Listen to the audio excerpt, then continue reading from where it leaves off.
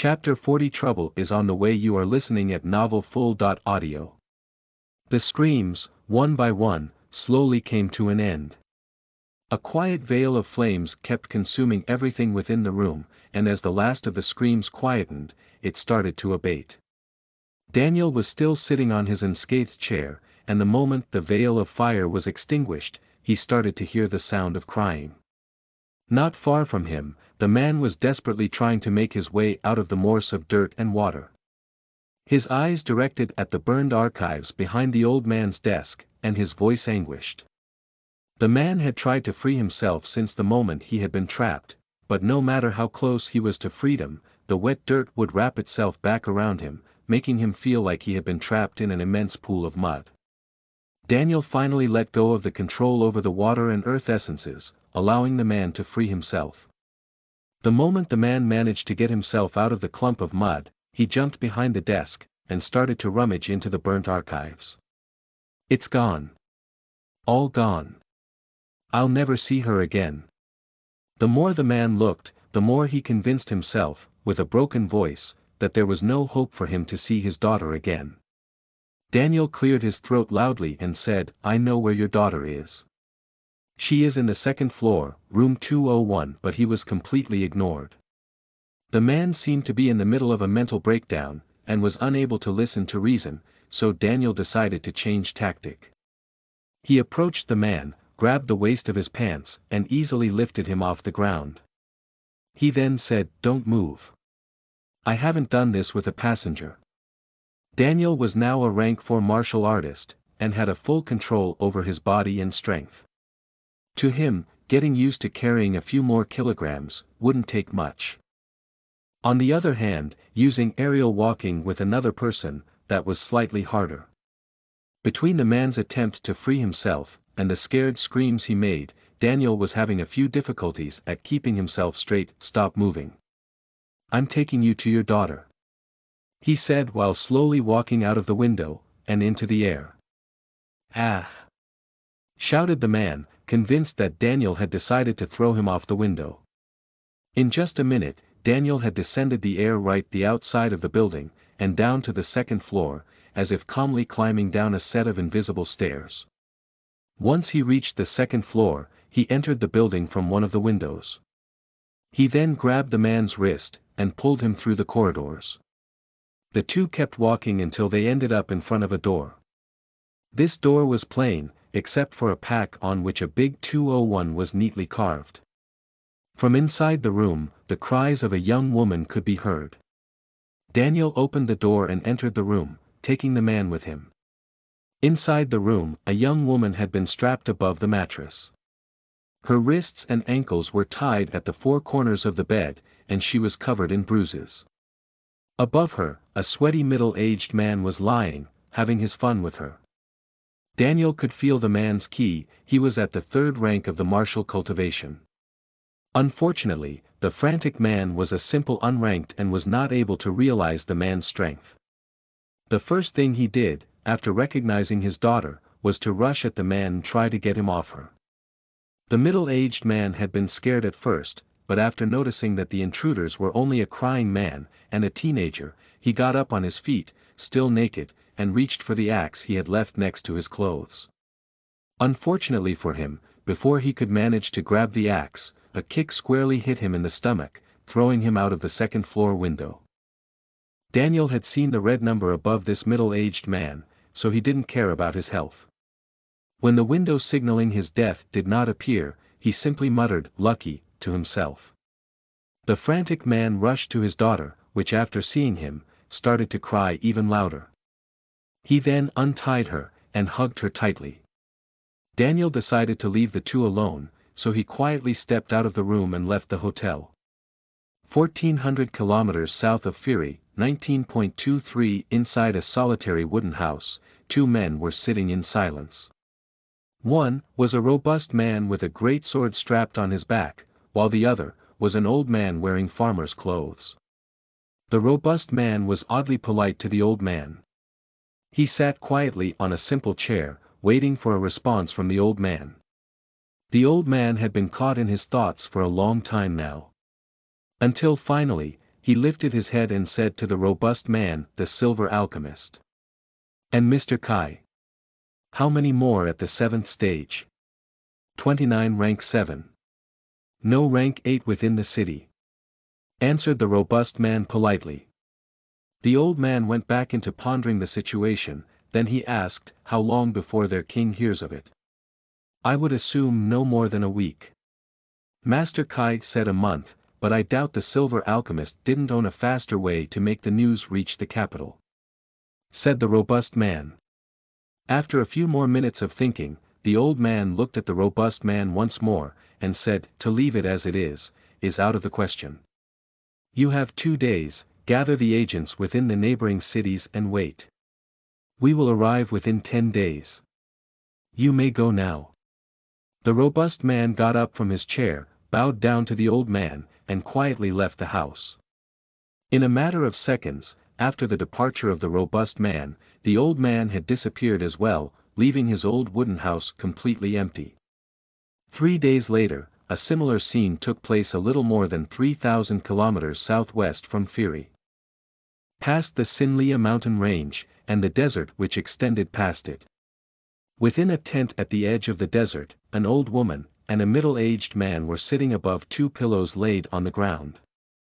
The middle-aged man had an amiable smile on his face, and had greeted the old woman in a friendly manner. It's been a while since I've last seen you. What news do you bring me? He said.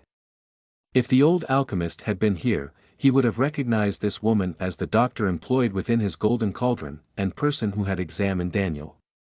She refused the exchange of pleasantries and just cut to the chase. The important kind. A kid within the city of Firi has found a way to cultivate both paths at the same time. Shock appeared on the middle-aged man's face. He then asked, what? Are you serious? I am. I've checked him personally. He created an anomaly after breaking through the 4th rank. The old woman explained. It took a while for the middle-aged man to come back to his senses. He looked at the old woman, and said, we need to get that kid. Go back, keep an eye on him and wait for us. We'll get there in about a week. Back in Firi, Daniel had been silently cultivating in his room. In his hands, 2 rank 3 beast cores had just finished being consumed. Once the 2 beast cores disappeared, he slowly opened his eyes and took a deep breath. He then decided to check his advancement in his profile, causing the familiar window to appear in his mind once again. Dan Heel. Karmic Systems wielder. Age. 14 rank. Mid-rank 4 of martial cultivation, perfect body. Mid-rank 4 of spiritual cultivation, perfect connection, karma. 5202. Weapons masteries, details, martial arts, details, skills, details, spells, details. Reap what you've sown. Time is precious. LV.1 System upgrades, details. Daniel had been surprised by the huge amount of karma points he had received that day at the hotel. Since then he had understood that, the huge costs within the karmic system, not only required him to do good, but also to be merciless against those with negative karma. Since now Daniel had so many points, he had found himself thinking on how to use them. Many ideas had crossed his mind in the past few days. But he still hadn't taken any decision, or at least, not until he checked his profile. The system upgrade feature of the karmic system had, once again, caught his eyes. With a simple thought, Daniel opened the details of the system upgrades menu. System upgrades. LV.1 Reap what you've sown equals purchase time is precious. LV.2 equals 1500 KP, active. Double the cost of karma points in order to double the speed of progression. Plus 100% of cost and effect. Max LV10, reduced cost. LV.1 equals 1000 KP BDNVL.M, passive. Permanently decreases the consumption of karma points by 10%. An additional 10% per level. Max LV.10, bonus points. LV.1 equals 1000 KP, passive. Permanently increases the karma points received by 10%. An additional 10% per level. Max LV.10, second chance LV1 equals 5000 KP, passive. Once per month, the user will be brought back to 2 seconds before the moment of his death. 2 additional seconds per level. Max LV.10, Karma X luck equals 30,000 KP, passive. Your overall luck is dependent to the amount of positive or negative karma. Accumulate 200,000 karma points to unlock system upgrades LV.2. Daniel's points still weren't enough to go on a spending spree, but 2 skills had caught his attention. Specifically, second chance, and reduced cost. What Daniel needed the most was power, or a life-saving ability. Therefore, a way to decrease the amount of karma points spent, along with a second chance at life, were both very tempting. After a bit of thought, Daniel crossed second chance out of his mind. The skill's effect was amazing, but then, he considered that had he gotten to the point where someone was 2 seconds close from killing him, that would mean that his enemy was clearly stronger than him. Therefore, he wouldn't be able to change his fate even if he got those 2 seconds back. On the other hand, a permanent decrease in the karma points consumed, in his head, sounded like the best possible passive effect he could purchase at the moment. After thinking it through for a few more minutes, Daniel decided to go for reduced cost. With a single thought, he upgraded his system, and then, he checked out his profile once again. Dan Heel. Karmic Systems Wielder. Age. 14 rank. Mid-rank 4 of Martial Cultivation, Perfect Body. Mid-rank 4 of Spiritual Cultivation, Perfect Connection, Karma. 702. Weapons Masteries, Details, Martial Arts, Details, Skills, Details, Spells, Details. Reap what you've sown. Time is precious. LV.2 Reduced cost. LV.2 System upgrades, Details. Without enough point to upgrade reduced cost to the 3rd level, Daniel decided to upgrade Time is Precious once more instead. He now could cultivate 3 times faster than when Time is Precious was not activated, and his consumption of karma points was permanently reduced by 20%. Happy about the upgrades of his system, Daniel felt like trying his new speed of cultivation, so he took 2 rank 4 beast cores from his spatial rings and started cultivating without Time is Precious. The speed of cultivation was the same, but the consumption of karma points was, as expected, reduced to 80% of what it was before. After checking the effects of his new upgrade, Daniel activated Time is Precious and kept cultivating. At the very next moment, the 2 beast cores he was holding, along with his remaining karma points, started to be consumed faster than ever. Chapter 41 Inhibitory Runes. You are listening at novelfull.audio. Daniel kept cultivating for the rest of the evening, and when the 2 rank 4 beast cores had disappeared from his hands, 2 hours later, he had consumed 600 karma points. Whoa! I should be careful when using the 2nd level of Time is Precious, he thought. As Daniel was in the middle of his thoughts, his 2 old teachers appeared within his room. They both wore satisfied expressions, as they had found Daniel cultivating instead of wasting his time like many talented individuals did. Daniel noticed them immediately. He rose up to his feet, and greeted them with a light bow. Greetings, teachers, he said. The old master arms looked at Daniel and responded, Sorry to interrupt you. We have come here to talk to you about something. After a brief pause, he continued. For the next few weeks, it would be best if you don't leave the building. Why? Daniel arched his eyebrows in surprise, and asked. This time, it was the old alchemist who talked first. Your situation is unusual to say the least. You have discovered something that many dreamed of discovering for tens of thousands of years. You just don't understand its significance yet, he said while observing Daniel's expression. After noticing the lack of fear in his eyes, he couldn't help but smile gently. The smile disappeared in the blink of an eye, and was replaced by a serious expression. The old master arms continued from here. We are aware of Maya's situation, he said. Daniel was surprised by the sudden revelation. He looked at the old master. Arms and said, "Since when? I've recognized the daughter of my student from the very first moment I've seen her. She is the reason why I've allowed the three of you to live here." He responded once more. Daniel's face was filled with stupor. He almost couldn't believe the coincidence. "Then, can't you ask the king to stop the extermination of her family?" Daniel asked with faint hope hidden within his voice. "The influence of those who want her and the rest of her family dead, is now bigger than mine. I've done all I could," said the old man dispiritedly. Daniel observed the facial expression of the old man. He noticed guilt, and he was barely able to look at him in the eyes. He had a bad feeling about this, so he asked, "And what is that?" The old alchemist looked straight into Daniel's eyes, and said, "We've picked her and your sister on their way to the Folding Crane School. They are now directed to the main branch of the Golden Cauldron. In secret." "What?" exclaimed Daniel. He had now understood why the guilt within the old master. Arm's eyes didn't seem to be directed at someone not present, but at him instead. The old master. Arms, after mustering some courage, looked back at Daniel and said, "Try to understand. The very moment word of what you did will reach the other countries, a war will start. There is no doubt about it." The old alchemist added, "When people will start investigating about you, and will find out about your relationship with the two girls, they'll be far from here."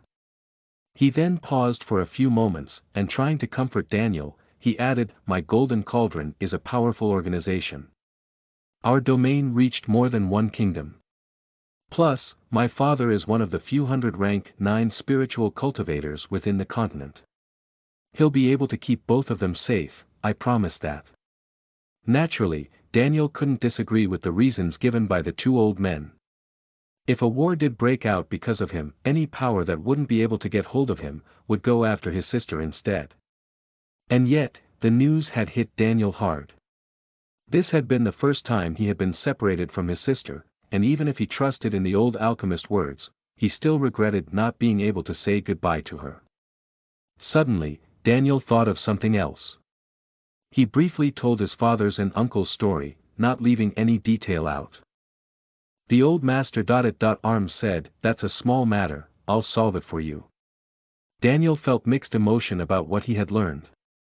One side, he was sad for being separated from his sister, while on the other, the two old men had solved all of his unfinished business. Not in the way he would have preferred, but they still did. The two old men gave Daniel a few minutes to digest all the changes and informations. After no less than 3 full minutes, the old alchemist took 2 items from inside his spatial ring. The 2 items had the shape of 2 pills, but on their surface, they had 2 different symbols. One was a simple clear circle, with a just as clear dot in its center. The second pill had a semi-transparent circle, from which multiple clear waves pushed through the circle's border. He showed the 2 pills to Daniel, and said, "These are for you."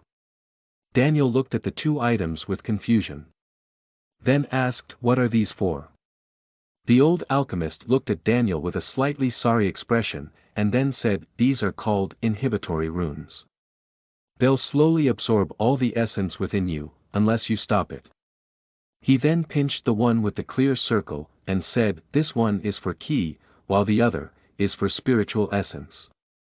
"Why do I need that?" Daniel asked in confusion.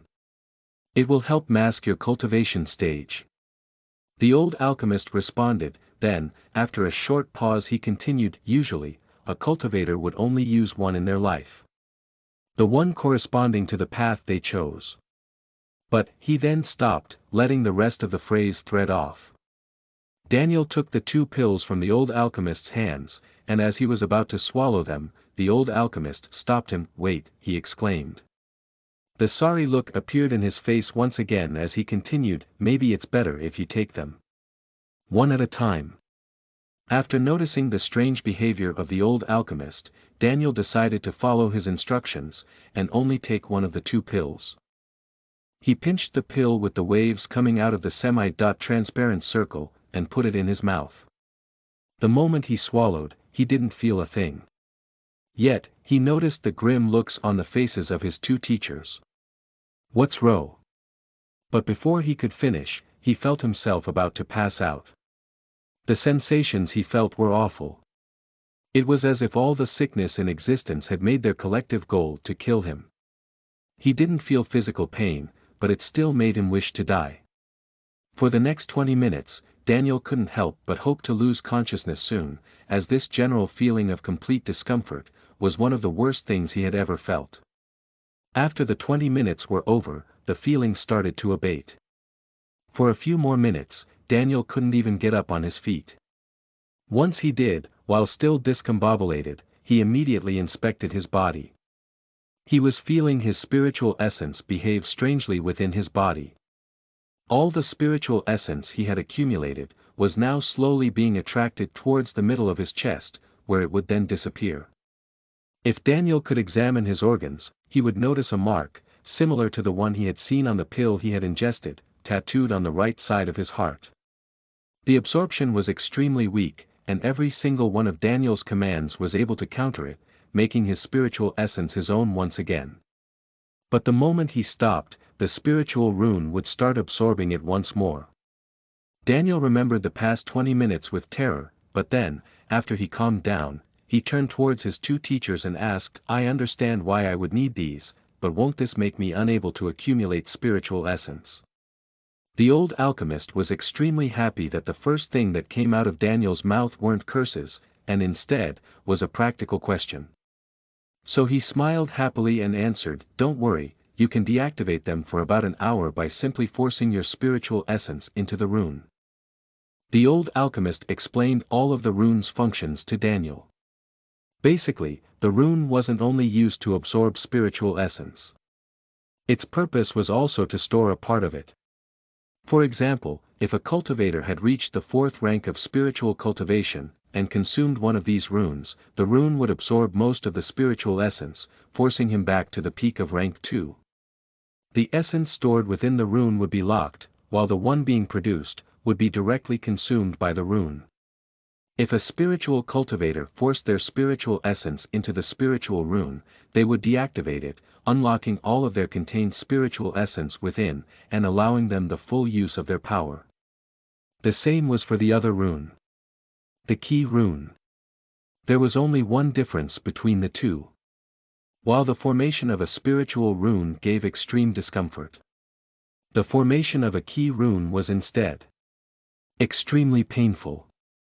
Do I really need to take this one as well?" said Daniel, with a hint of fear in his voice. "No," said the old master. Arms immediately. The memory of the time where he had taken the pill himself was still vivid in his mind. "Yes. He does," said the old alchemist, looking at the old master. Arms in a scolding manner. "If you don't take that pill, you'll never be able to simply pass as a spiritual cultivator anymore. Not unless you find another way to mask your key," the old alchemist added. Daniel looked at the pill very unwillingly, then, after mustering all the courage within his body, he put it in his mouth, and swallowed it. Once again, Daniel couldn't feel anything at first. It took a good minute before. Suddenly, Daniel started to shout in agony. The pain he was feeling was so excruciating, that he wasn't even able to pass out. It felt like every bit of his body was being cut into small pieces, and those small pieces were being burned to a crisp, before being cut again. For the second time, Daniel found himself lying on the ground. For the next 20 minutes, the only sound within the room was the sounds of Daniel's gasps for air, and his screams.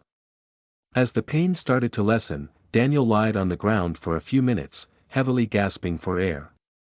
He then slowly got up on his feet, and while looking at the two old men, he said, "Please, tell me there isn't a third pill." The two old teachers smiled at Daniel's joke, then checked him out. From their point of view, Daniel looked like a common teenage kid at the second stage of martial and spiritual cultivation, and unless they closely examined his spirit and body, they would be unable to see Daniel's true cultivation level. The old master arms looked at Daniel, and with eyes filled with pride, he said, I've seen people much more powerful than you lose their mind when forming their martial rune. You're no common kid. The old alchemist, unwilling to be left out, said, all right, let's go. We should let him get used to the 2 inhibitory runes within his body. He must be feeling really strange now. After that, the 2 old men recommended Daniel to have some rest, then left. Daniel was feeling very weak at the moment. He had just gone through 2 very different yet just as awful experiences, and all he wanted to do was to get some sleep. But then a thought came to his mind. Sua. Can the system help me get used to the runes in my body faster? He asked within his mind. The very next moment, Daniel heard the familiar voice of Sua, the strange personality of his karmic system, of course. I'm still surprised that you haven't used it to shorten the formation of the 2 runes. You are a bit of a masochist, aren't you? He, Sua said. Only a few words managed to form within Daniel's mind. I'm such an idiot. Chapter 42 A Battle Between Kingdoms Part 1 You are listening at novelfull.audio. For the next few days, Daniel, almost completely devoid of karmic points, spent his time while quietly getting used to his martial and spiritual rune. Thanks to the 2 runes, everyone who wasn't already aware of his cultivation stage, would see him as a common 14-year-old boy at the 2nd stage of martial and spiritual cultivation. The past few days had been a little slow for Daniel, which unable to leave the building, did not have any opportunity to gain karmic points, and therefore, was forced to cultivate at the speed of a commonly talented teenager. Since he had started training that way, he hadn't been able to make a single breakthrough. To make things worse, was the fact that Daniel was not in the mood to cultivate. He was used to spend days without seeing his sister, but the prospect of not seeing her for a very long time, made him feel lonely. He had found the company of his 2 teachers more than once in the last few days, which hadn't failed to notice his state of mind. The 2 had hoped to have good news to give him, at least regarding the state of his uncle, but unfortunately, they hadn't received any updates on the matter yet. Apparently, the 2 hadn't found anyone they could appeal to free Daniel's uncle, as during the hunting season, the upper management of the mining companies would not be present, leaving the minor matters to be handled by the lower-level management. The lower-level management wasn't allowed to discuss matters which didn't regard signing new contracts, or the direct purchase of raw minerals. Like the Huntsman Guild, the Mercenary Union, and the Golden Cauldron, the mining conglomerate, as part of the Merchants Collective, expanded through various kingdoms. Therefore, for as much fame as the 2 old men had, they still needed to discuss this matter with someone who could recognize their status. One had to understand, the ownership of a slave wasn't a simple matter. The mining conglomerate had obtained the rights to purchase prisoners from various kingdoms, so that they could be turned into slave, and forced into hard labor for the rest of their lives. Unfortunately, this right hadn't come cheap. Numerous bloody wars had been fought by the various mining companies for the monopoly of each kingdom's prisoners. Until a day, the various companies were either destroyed, or ended up merging into the mining conglomerate. The hunting season would have lasted for 2 more weeks. Without much to do, Daniel had spent the past 10 days trying new martial arts, spells, and cultivating, but not being able to see any progress, he had always given up soon after.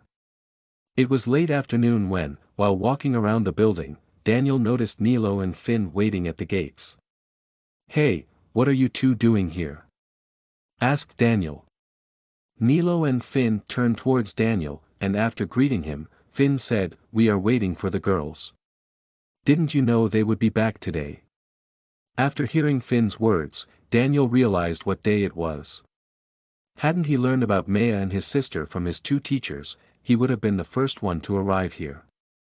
That day, was the day in which Riri, Miri, Maya and Rayla were supposed to be back from visiting the Folding Crane School.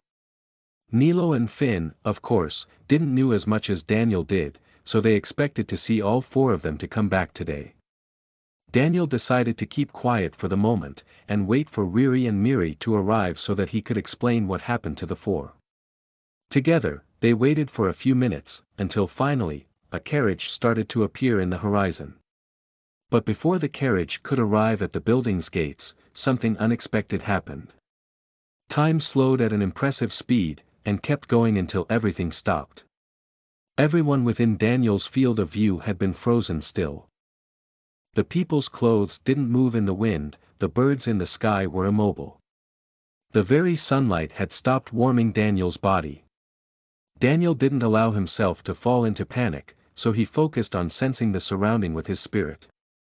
What he saw next shocked him deeply. Wind, water, earth, no matter what element. It was as if the very essence within the surroundings had been frozen in time, completely unable to move. Unable to use his eyes to even look around, Daniel kept scanning the surroundings with his spirit. It didn't take long for him to finally notice, standing in mid-air, 3 men. Daniel couldn't see these 3 men, as they were too far high up in the sky, but if he could, he would have recognized at least one of them as the robust man with the great sword, which was present the day of his breakthrough. Aside from 2 clusters of vibrant ki, and 1 of powerful spiritual essence, Daniel couldn't feel anything else. He wasn't able to observe their movements, as the wind and water essence in the air had been completely frozen. All he could tell was that they were standing in the air, and observing the surroundings. Not long after, Daniel felt 2 familiar clusters appear in the air above the building. One was the powerful ki of the old master arms, while the other was the clear spiritual essence emanated by the old alchemist. From Daniel's perspective, the 5 spent a few moments in quiet. But what Daniel didn't know was that the 5 powerful entities had been sending each other messages through telepathy. That wasn't because they were having a secret conversation, but instead, because the spell used by the spiritual cultivator amongst the group of 3, had not only frozen every type of elemental essence, but also the omnipresent sound essence within the area. The 2 individuals which accompanied the robust man with the great sword, belonged to the neighboring kingdom of Zan, which was situated south of the mountain range of the Sinlia, directly south of Keralus. One of them was an old martial artist which dressed in very simple farmer's attire, while the other was a dignified middle-aged man who wore elegant clothes, and followed the path of spiritual cultivation.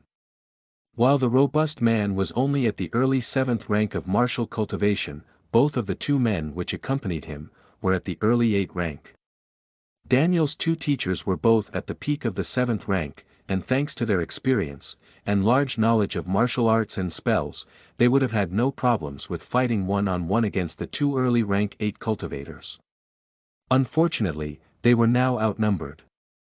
The spiritual cultivator amongst the group of 3 had casted a spell which didn't allow for help to arrive, so Daniel's teachers were left with little choice but try to gain time by talking.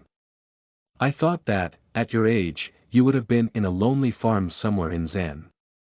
It's a surprise to see you here, Seymour, said the old alchemist to the old man in simple clothes. The old man seemed to be smiling for a moment, then his message reached the ears of everybody present. Sorry to disappoint, Silver Alchemist. This is an important matter for my Zen kingdom, I couldn't just stay back and watch. He said. The old master arms was the next to talk. His tone was serious and didn't let others believe he was open to discussion. We all know the reason why you are here. The kid is our student, and you can't take him. He then prepared himself to take his weapon out of his spatial ring at any moment. The middle-aged man in refined clothes showed annoyance in his face, then said, enough with this, we probably aren't the only ones on their way for the kid, and you too aren't strong enough to keep him safe, so we are leave. But before he could finish the sentence, all 5 of them turned their heads towards the same direction. In a matter of seconds, 4 more people entered Daniel's spiritual senses. 2 of these people were spiritual cultivators, while the remaining 2 were martial cultivators. Once again, amongst the newcomers was someone which, had Daniel been able to take a look at, would have recognized.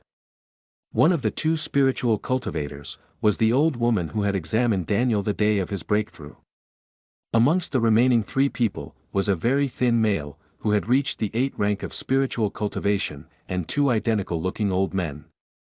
Both of these 2 old men had reached the peak of the 7th rank, and dressed similarly to the other. One wore a black martial attire, while the other wore an identical attire, but white in color. The four belonged to Yumalan, a kingdom situated in the region thousands of kilometers of desert, southwest of Kerala. The four newcomers weren't the help that Daniel's teachers had been hoping for, but at least their enemies had not only the two of them to be careful of, but also their competition. A spy. That's unfortunate, said the old alchemist while looking at the old woman. The old doctor looked at the old alchemist with an apologizing face, and said, "My apologies, Vice President, but as you know, this is way more important than my job at the Golden Cauldron." She then paused for a moment, and continued, "Is it wise for you to meddle in this conflict? Only Master Kai has an obligation towards Kerala, not you." The old alchemist looked at the old doctor with a derisory expression, then said, "Unfortunately, it is my student that you are trying to abduct. Enough of this. We are wasting time," said the poorly dressed old man from the Zan kingdom. In his hand, a scythe suddenly appeared. At almost the same time, the robust man unstrapped his great sword from behind his back, and in the hands of the two identical old men from the Yumalan kingdom, two pairs of twin daggers appeared. In the hands of the old master at arms, a gold-colored halberd appeared. The sheer metallic essence within the pole weapon had forced the frozen essences which surrounded it to slightly tremble, showing the difference in power with the other weapons. The situation became quite tense afterwards, as nobody talked anymore. Daniel, along with everybody else, was still completely stuck in the frozen space. But even in that state, he could feel the key of the martial cultivators vibrate vividly, and the spiritual essence being emanated by the spiritual cultivators in large quantities. He knew that a large-scale battle was about to take place. But before the thought could be completed into his head, one of the two old men with twin daggers had already disappeared, and appeared right in front of him. The old man extended his arm and tried to grab Daniel's body, but before he could touch him, a stone spike appeared from underneath his feet. The spike expanded at an incredible speed, but before it could completely pierce the old man, he had already disappeared. The missed attack had been launched by the well-dressed spiritual cultivator from the Zan kingdom, which while countering the old man's attempt to snatch Daniel away, had almost been cut in half by the golden halberd of the old master at arms. Bright sparks flew everywhere as the golden halberd clashed against the sharp edge of the old man in farmer clothes' scythe. Noticing the distraction within the two, the thin spiritual cultivator of the Yumalan kingdom formed two large hands made out of lava, and tried to grab the two clashing martial cultivators. In response, the well-dressed man and the old alchemist shielded their companions with two thick water shields. The two men with twin daggers were keeping the man with the greatsword occupied, and had in fact, already managed to injure him thanks to their higher cultivation and combined attacks.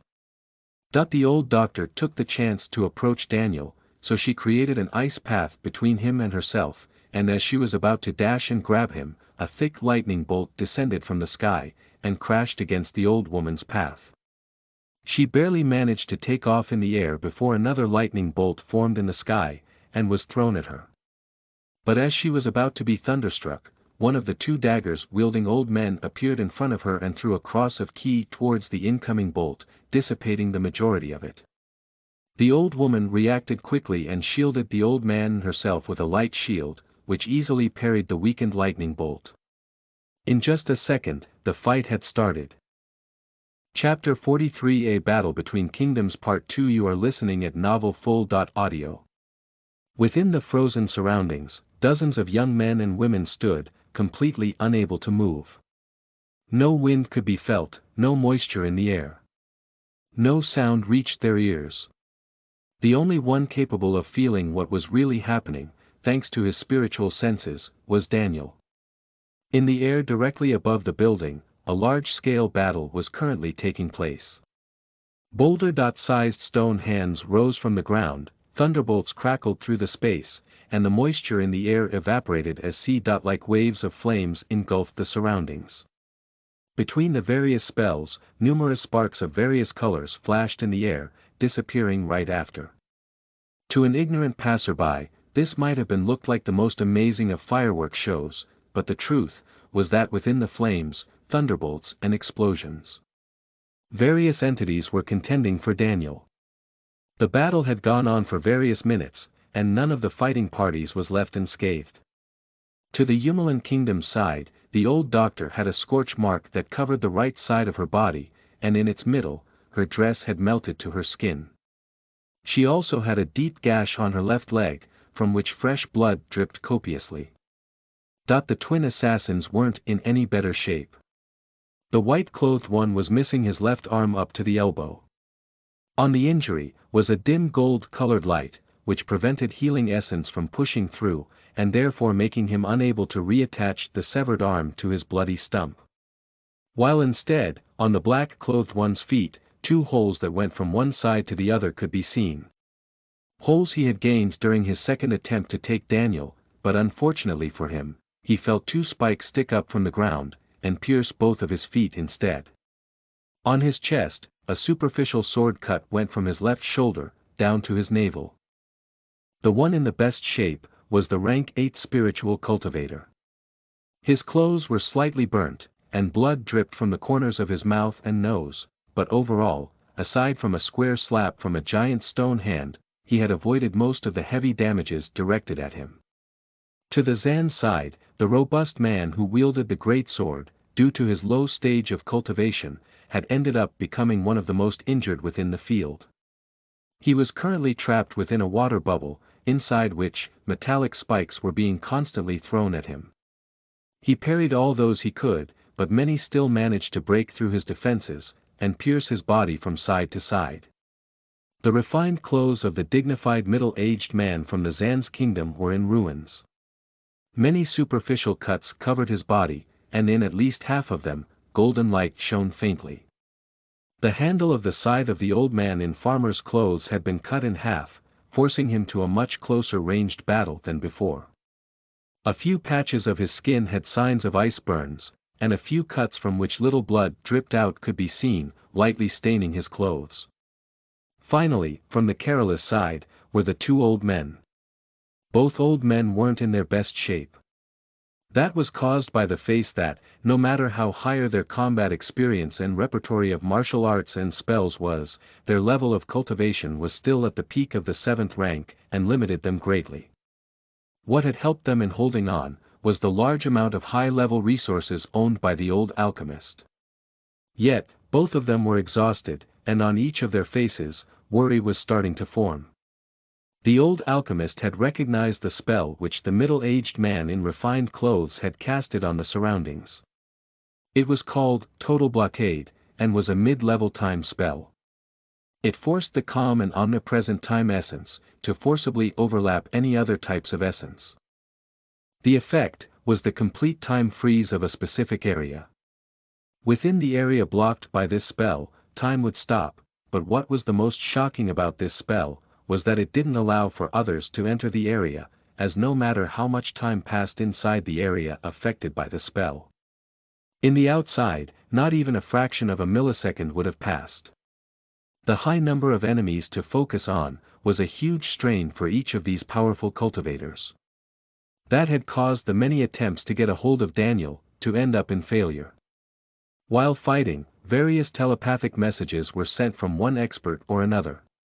At the moment, the old alchemist was trying to pressure the invading parties into retreating. We all know that total blockade has a limited duration.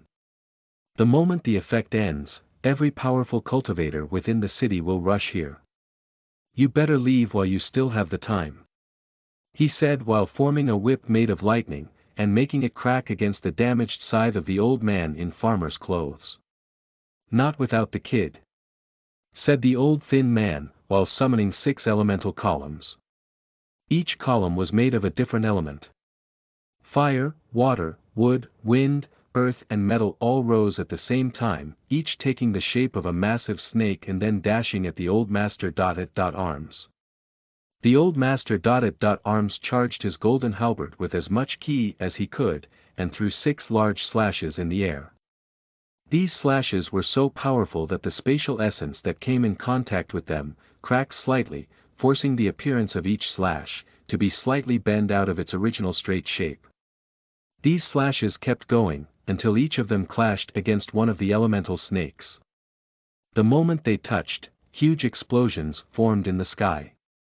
Flaming splinters and hot metal fragments started to rain from a large cloud of mist. But the moment they were about to fall on the helpless frozen young men and women, a thin veil of water interrupted their fall.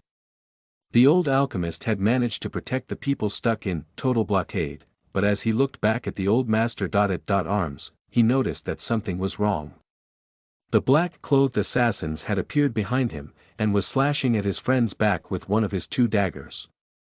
He immediately tried to shield him, but before he could manage to, the white-clothed assassin appeared behind him, and pushed his knife through the steel plaque that he had promptly created with his spiritual essence. Unfortunately, the tip of the dagger still managed to perforate his skin. On the other side, the old master at arms hadn't been any luckier. When the old alchemist looked at him, he noticed a deep gush that dripped with fresh blood on his back. The cut started from his right shoulder blade, and reached all the way down to his lower back. The damage wasn't that severe, but what worried the old alchemist the most, was what he felt afterwards. He started to feel dizzy, the shallow injury on his back started to burning, and his eyes felt heavier and lost focus. Poison. He muttered to himself. He rapidly searched his memory for every type of poison he knew, while with part of his key, he explored his spatial ring in search of the matching antidote. In the meantime, he looked at his old friend, and sent a telepathic message to him. Dizziness. Feeble corrosion, and loss of consciousness. He asked. Yes. Do you have the antidote? Replied the old master at arms with clear hope in his tone.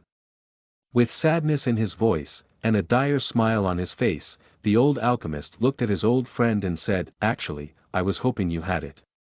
He then turned serious once more, and added, the positive thing is that it doesn't seem to be lethal. But if this goes on, the kid is lost. I know, said the old master at arms, interrupting the old alchemist. The two looked around, and noticed that the cultivators from the Yumalan kingdom had stopped paying attention to them. Clearly they had been prepared to use this tactic on the two of them, and now that they had been successfully poisoned, they didn't consider them a threat anymore. Their senses were still locked on the two old masters, but their focus was on the three cultivators from the Zan kingdom. The old alchemist looked at the old master at arms, and after what looked like an internal battle, he asked, Plan B.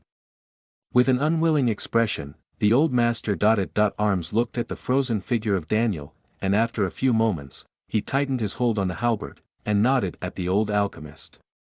Bright golden light started to shine from the edge of the halberd, and then, the old master at arms dashed in the direction of the thin old man from the Yumalan kingdom. The thin old man, almost completely uninjured, pushed his spiritual essence out of his body, and turned it into fire and earth essence. He then merged the two, and created a meteor which he then sent crashing against the charging old master at arms. Between the old master at arms and the flaming meteor, the old alchemist created a large shield made out of ice, which instead of breaking down upon contact, was forced back against the old master at arms. The injured master at arms, now hidden from the view of all the other cultivators, approached the frozen Daniel, but as he was about to reach him, he was forced to send an horizontal slash to shield himself against the scythe of the old man in farmer's clothes. In a moment of distraction, the old alchemist took an artifact out of his ring, and crashed it against his own clothes. His body suddenly started to shift through space, and in just a few moments, it disappeared and reappeared right next to Daniel. The unexpected move had caught everyone but the old master at arms by surprise, as there was no reason for the two old men to snatch Daniel away. Every attack was put on hold, as everyone turned toward the old alchemist. They could do nothing but observe as he created a metallic field around Daniel and himself. As the other's view became obstructed, he rapidly took another artifact out of his ring, and said to Daniel, Try not to die, kiddo. We still have many things to teach you. He then broke the artifact. After the second artifact was broken, the space inside the metallic orb started to tremble. An horizontal cut formed in thin air, and after a few seconds, it split into two, and opened like a pair of eyelashes. Between the two trembling lines, a whole new scenery, completely different from the city of Fury, could be seen. The portal opened more and more, and now Daniel could see a long beach which faced a vast sea.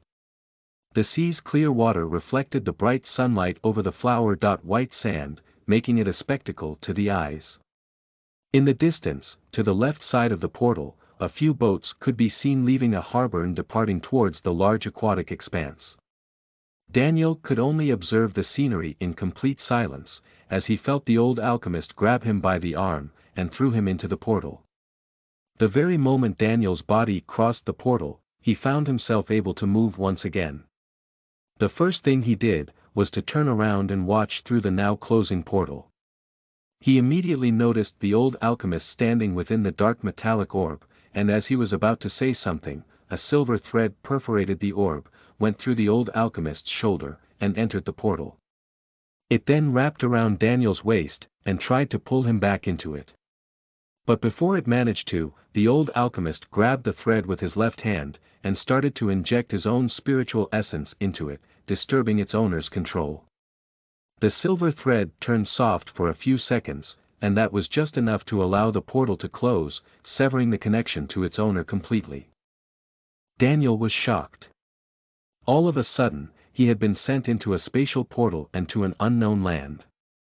The only words that came to his mind were, "Great. Now what?" Chapter 44 Port City of Ceralis. You are listening at novelfull.audio.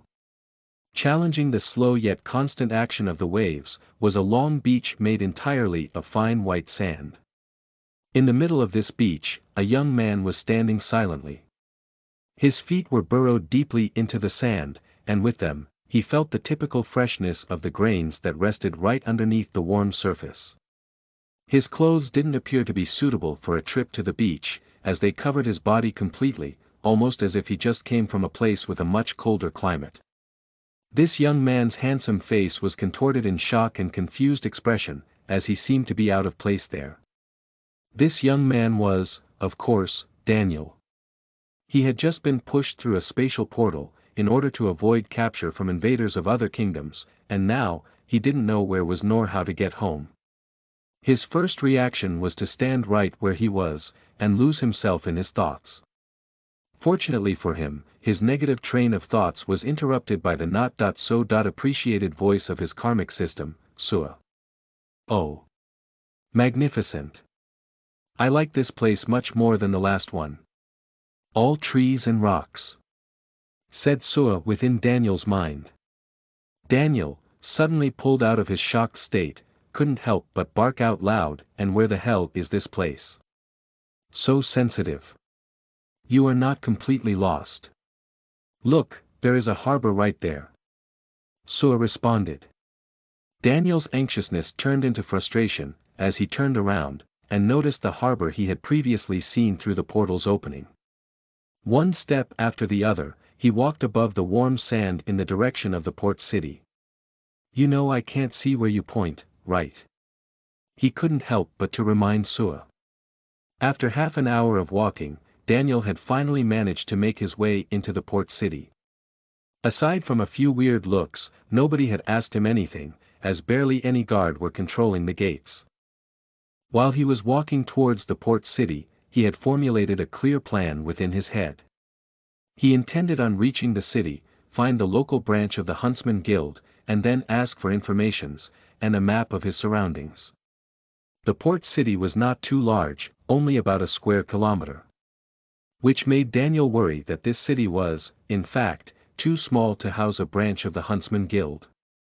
What left Daniel confused, was the large amount of nicely dressed cultivators which moved one way towards the harbor.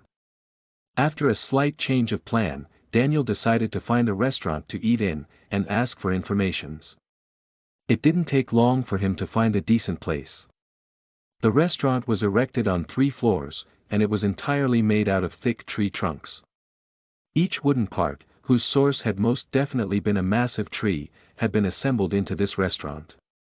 Each of these wooden pieces had been carved elegantly, and gave a good impression to the passers-by. Above the large entrance, was an iron sign, on which a writing that spelled "A Cultivator's Palate," in dark gold could be seen. When Daniel entered the restaurant, he immediately understood one thing. The place was much more refined than the ones he had been briefly used to, since when he had stopped having money problems. The various tables were elegantly prepared with silverware, and clean white tablecloth. A well-dressed man approached Daniel with a displeased expression and said, "I am afraid the kitchen is closed. May the young man kindly leave and come back another time."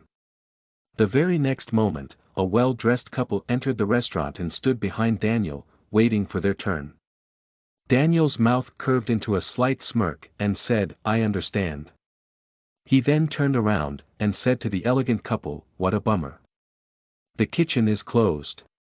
The woman of the couple looked at her date, and with annoyed eyes said, "Let's go someplace else then." Displeasure was clear in her voice. After watching the couple leave, Daniel turned towards the host, and said, "Don't worry, on my way out, I won't forget to tell your customers that the kitchen has closed. In fact, I may spend a few minutes outside, since you've been so nice to me." He then turned around, but as he was about to leave, a voice coming from behind stopped him. "One moment please. I'm terribly sorry for the mistake, it seems that it isn't time for the kitchen to stop serving yet. Please, take a seat," said the host rather unwillingly while pointing at the hall. After hearing the man's words, Daniel entered the restaurant and sat at one of the few empty tables, a large round one which could fit 5 to 6 people. He then ordered a few dishes and waited for them to be prepared. It was currently lunch time, and more were the people who entered the restaurant than those who left it. Soon, before Daniel's dishes could even arrive, the restaurant had reached its full capacity. The moment Daniel's first dish arrived, a group of differently dressed cultivators entered the restaurant and asked for a table. One amongst these group's members was a man, while the remaining 4 were women. Each of these cultivators had an aloof behavior, and their faces were held up high by an unbreakable pride which only a rich and powerful young master should possess. The host promptly bowed towards them, and after apologizing, he said, "I'm desolated, we are at full capacity. Please, come again later." The only man amongst the group showed a shocked expression, but he couldn't simply behave like a rogue in front of everybody. So he decided to turn around instead, and look for another restaurant. As he was about to suggest the 4 women to leave, the youngest-looking girl amongst the 4 indicated Daniel's table, and then said, "That kid is eating alone. And he seems to be done, why not ask him to leave?" Her words were sweet, but her expression was vicious. From it, one could clearly see that the meaning of her words didn't match her intentions, and that she mostly enjoyed them as well. The only man in the group turned to look toward Daniel, who had just started to eat, and after smirking, he looked toward the host and said, "I see a free table, why don't you escort us there?"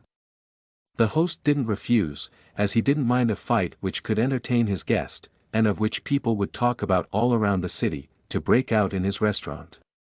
What he couldn't stand, was a commoner occupying an entire table by himself during the rush hour. After a polite bow, the host said, "Of course, if the Sir and Mrs. would kindly follow." He then started walking in the direction of Daniel's table. Daniel's reason for entering this restaurant, was to gather informations. He wanted to know where he was, and what the reason for so many well-dressed cultivators to be gathered here was. Unfortunately, aside from the port city's name, which was Ceralis, he hadn't been able to gather any other information. When he was about to focus his hearing on another table, the first dish he had ordered arrived.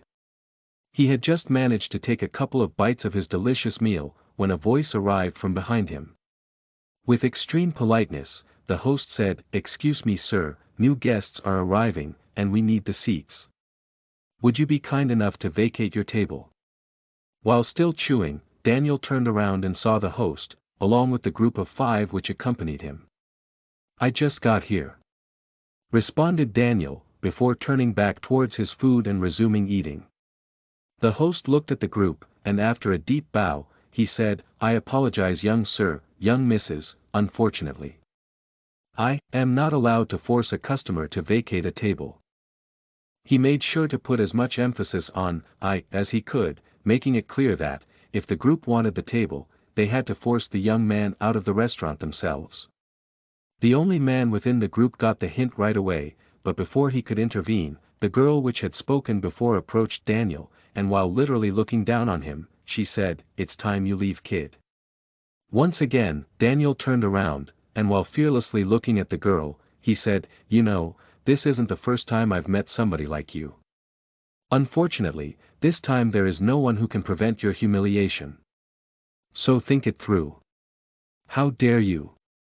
said the girl, before unwrapping the long whip she had wrapped around her arm, and sending it cracking towards Daniel. Completely against her expectation, the scene of Daniel ending up on the ground in tears, didn't happen. The moment the girl's whip approached Daniel, he simply raised his arm and allowed the whip to wrap around his wrist. Then, with the whip still wrapped around his wrist, he went back to eating as if nothing had happened.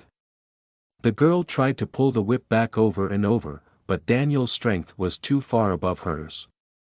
With an indignated expression, she looked at the indifferent Daniel and started shouting, "What a rude person. You'll pay for this." She then gave up on retrieving the whip, and stormed out of the restaurant.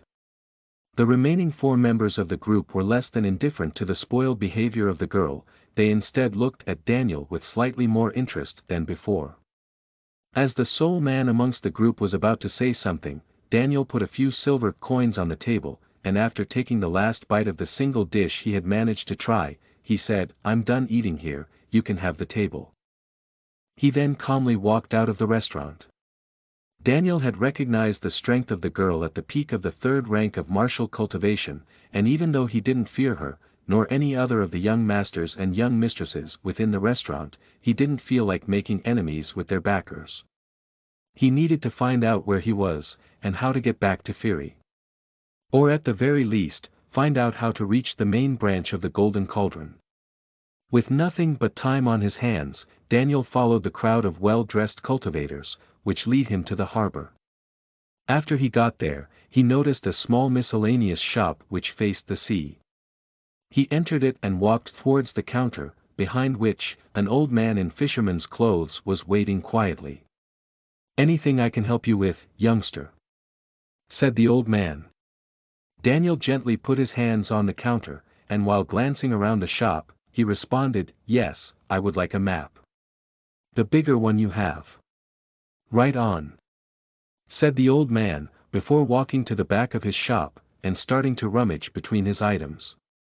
A couple of minutes later, the old man walked back with a large rolled-up scroll in his hands. He cleared the counter, and unrolled it while saying, "This is the largest map I have."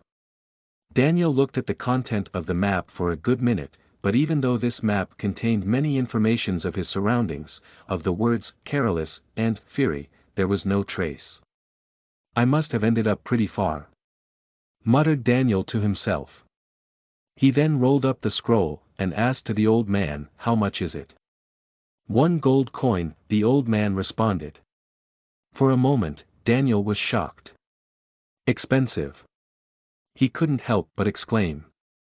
"I'm sorry, all the prices have been temporarily increased due to tournament," said the old man with a matter-of-fact tone. At the mention of a tournament, Daniel's attention had been piqued. He looked at the old man with his beautiful eyes wide open, and asked, "What tournament?"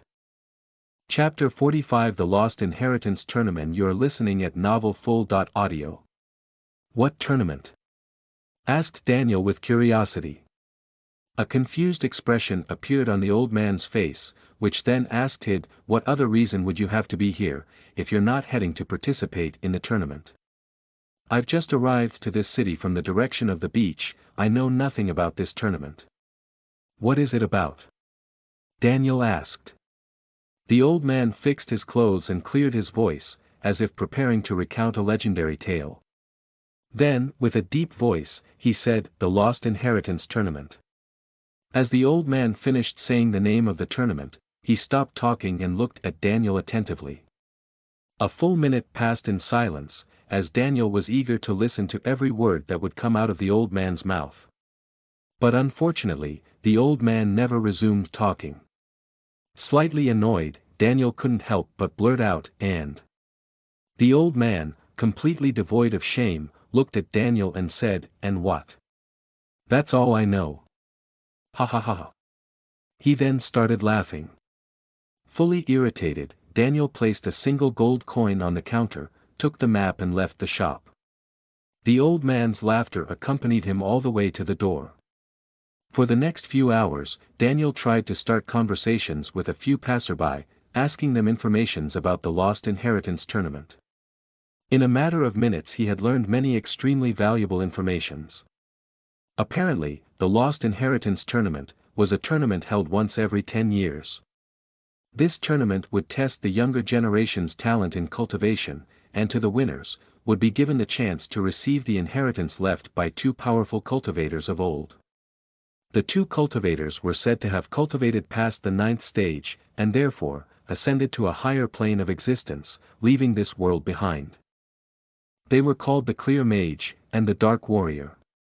Needless to say, the former was a spiritual cultivator, while the latter was a martial cultivator. Daniel had never heard of this tournament, nor had he heard about the legends regarding the Clear Mage and the Dark Warrior. But after he remembered that he had no idea of how far from home he was, he came to accept the fact that distant places would naturally have different legends. Another useful thing Daniel had heard was that anyone could join the tournament. The only rule to join was to be under 20.5 years of age. This tournament was held in an island where the Clear Mage and Dark Warrior were said to have spent their last few years before ascending from the earthly plane. And it was also said that the island would reject any cultivator older than 20.5 from advancing into its depths.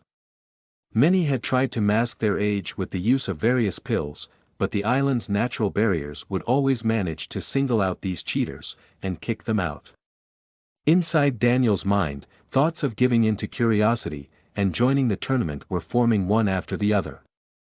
Unfortunately, he was all out of karmic points, which were the only ingredient of his unmatched talent for cultivation.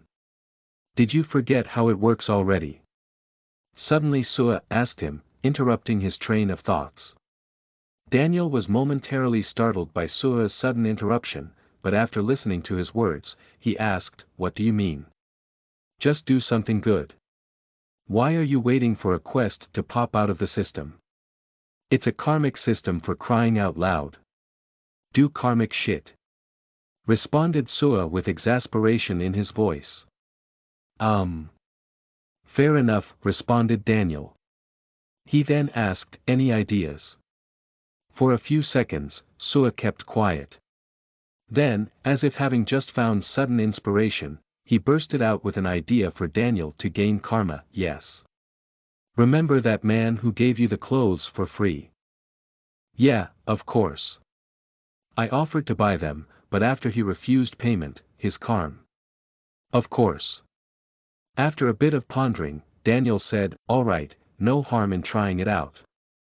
Then, as he was about to go looking for someone to lend a helping hand to, a familiar window appeared within his mind. Primary quest started. Everything help star. Description.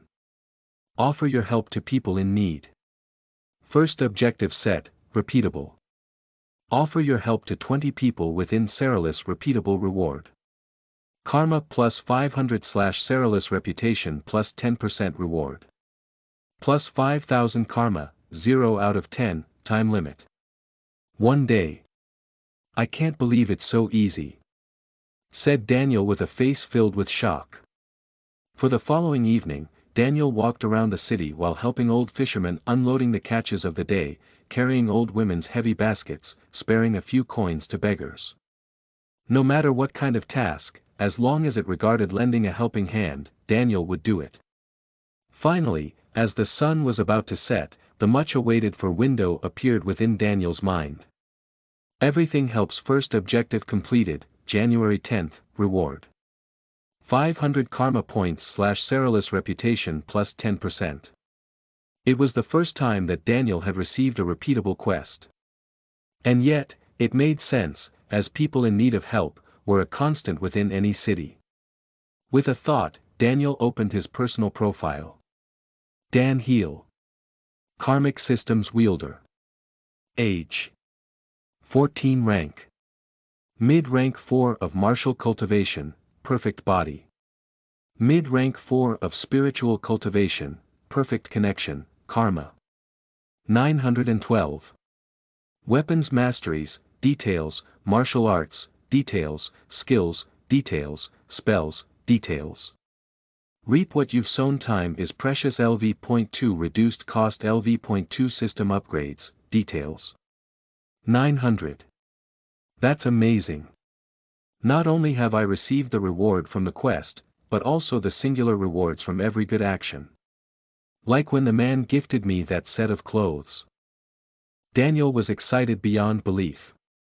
An easy way to obtain more karmic points had always been one of Daniel's main worries, but now, with a little bit of effort, he could easily accumulate a large amount of karma by simply helping people. Provided that there were enough people to help. If that wasn't enough, he could obtain a boost in reputation and additional karma by simply creating a quest. Once again, Daniel had felt excited about how useful his karmic system really was. With a few accumulated karma points, Daniel headed toward the harbor, and looked around. Docked to the harbor were 10 large ships. Each of them were elegant, seemingly able to carry hundreds of people, and on their right sides, wooden landing stages allowed their passengers to embark. Daniel approached one landing stage after the other, but every time he talked to a member of its crew, he was told that the boat was at full capacity. Now at his 5th rejection, Daniel kept trying with the following ships, until finally, as he was about to lose hope, he had been able to find a place within a shared cabin of the 10th ship. This ship wasn't as aesthetically pleasing as the other ships, but its passengers seemed much less spoiled and stuck up than all the young masters and young mistresses he had met so far. At the same time, while this ship had much less cabins than the others, it also had much more passengers, as the space was occupied by larger shared cabins instead. The reason why Daniel had seen so many people heading to the harbor during the day, was because, that night, was the time where the ships would have set out. When asking around, Daniel had learned why would such a big fleet of ships set out at night, and the reason was simple. The sea was full of aquatic beasts, and the lack of light would grant them more chances to cross through without being sighted. The sun had now completely set, and only a few remains of reddish color could be seen lingering on the clouds. Many small lights had appeared on the harbor, signaling to the ship crews their exact positions within the dark. After just an hour, one ship after the other started to set out to the sea. Daniel witnessed the entire process of untying the mooring, hoisting the anchor, leaving the harbor and unfolding the sails. He had never seen a sea, not to mention a ship, so the entire procedure fascinated him. After observing the calm passage of water and the port city of Ceralis becoming smaller and smaller, he decided to go inside to find his cabin. The ship was really immense, and loud noises of chattering resounded within its thin corridors. Regardless of the smaller number when compared to the other ships, this one still had up to 300 shared cabins. One could imagine how much would any of the other 9 ships gain, from any of the crossings. Unfortunately, the Lost Inheritance tournament was held only once every decade, or the ship's owners would have become truly rich. After a few minutes of walking, Daniel managed to reach the lower parts of the ship, where his cabin was situated. And then, he found the door with a clear number, 251, carved on it.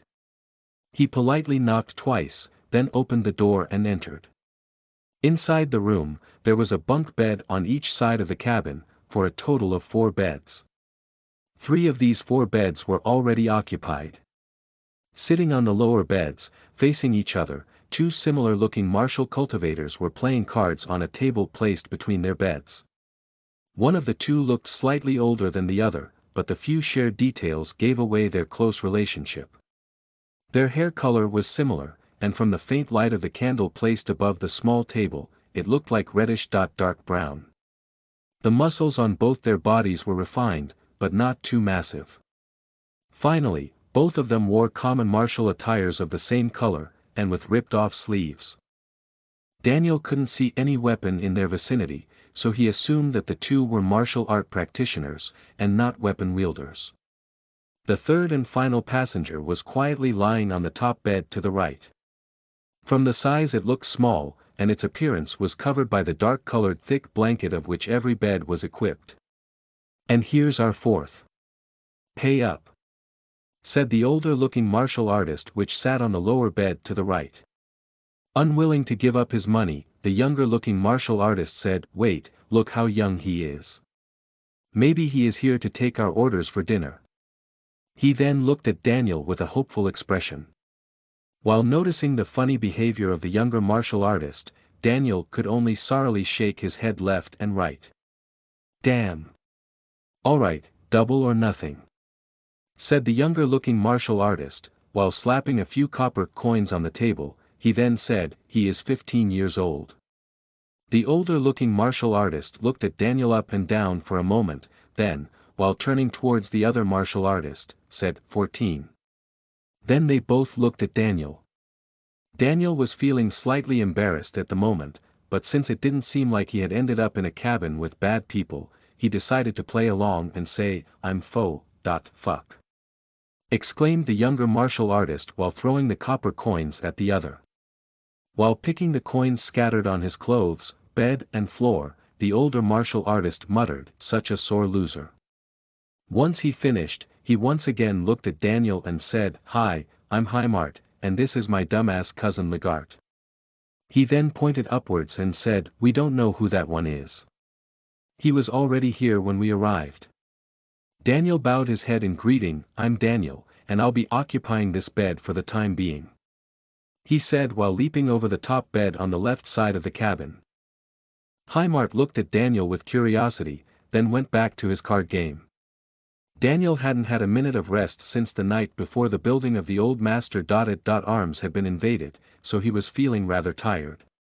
The moment he lied on his bed, as he rested his head on his pillow, he swore to himself that he had seen a movement coming from the other top bed. Chapter 46 Battle at Sea Part 1. You are listening at novelfull.audio. The crossing from Serilis to the island where the tournament was held, would last 5 days. 2 nights and 1 day had passed since the fleet had departed from Serilis's harbor. Inside Daniel's cabin, Heimart, Legart and Daniel had spent the past day and a half talking, and becoming acquainted with each other. Unfortunately, no matter how long they waited for, they didn't have a single chance to interact with the fourth passenger of their cabin, as he seemed to move from his bed only when the three weren't present. During the second morning at sea, Daniel and the 2 cousins were playing cards on the small table within the cabin. Daniel had found a pattern within the interactions between the 2 cousins.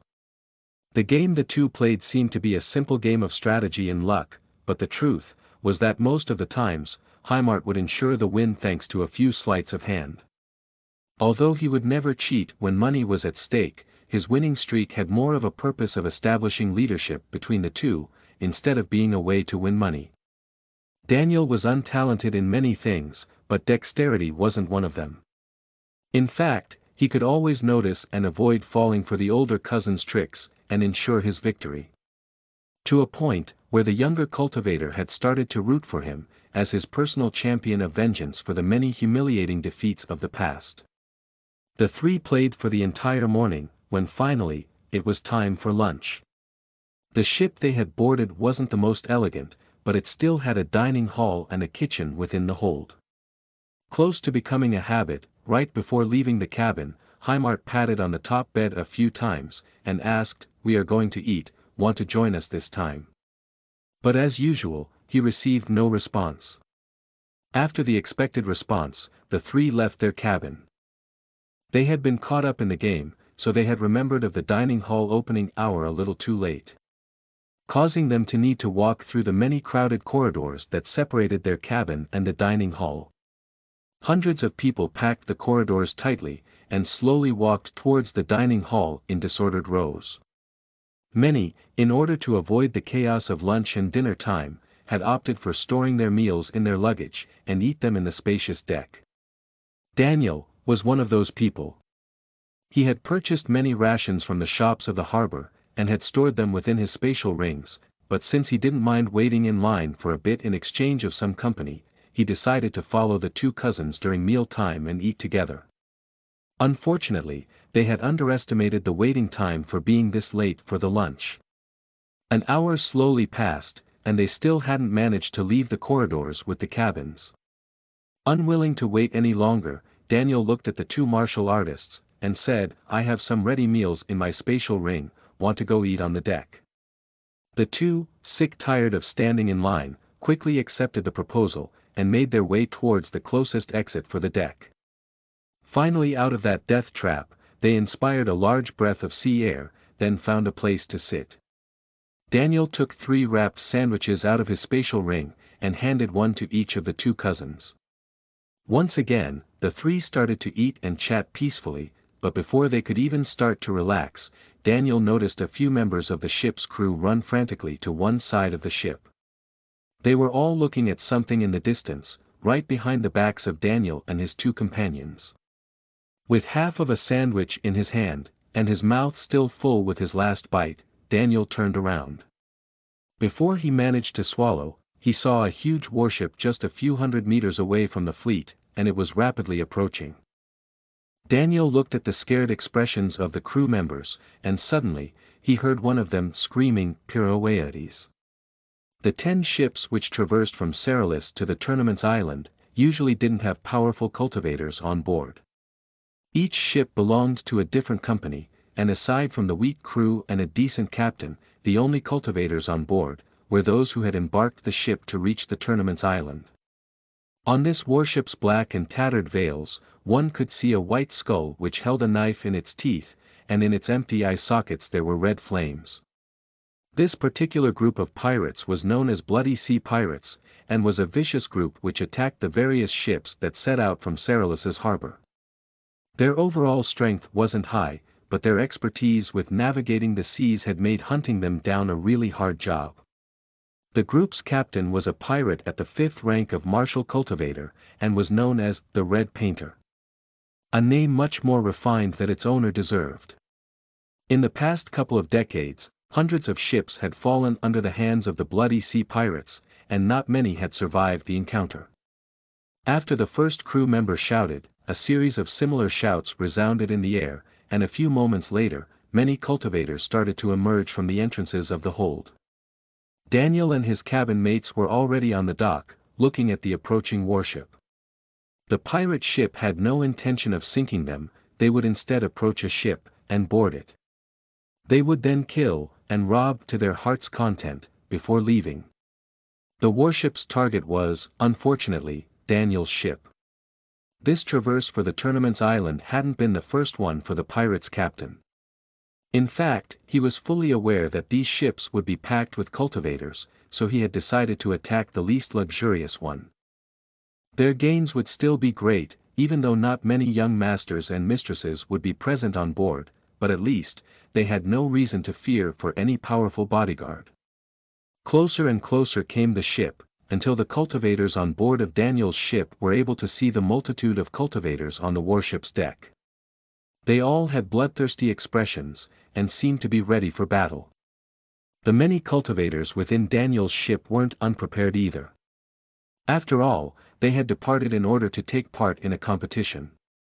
If they were to fail before even getting to the island, that would be a great shame to them. Amongst them, the only calm person was Daniel. While Daniel looked at the pirate's ship, he didn't saw the threat of sinking at the bottom of the sea. Instead, he saw many red numbers above just as many heads. A chance to gain many karma points, and the first thing to do was * primary quest started. Everything help star. Description. Offer your help to people in need. Second objective set. Survive the pirate assault. Optional. Kill the pirate captain. Optional. Keep 20% of the passengers alive, 218/1090, optional. Keep 40% of the passengers alive, 436/1090, optional. Keep 60% of the passengers alive, 654/1090, optional. Keep 80% of the passengers alive, 872/1090, optional. Keep 100% of the passengers alive, 1090/1090, reward. Karma plus 500, plus 2000, plus 1000, plus 2000, plus 3000, plus 4000, plus 50,000, countdown. 2 hours and 56 minutes.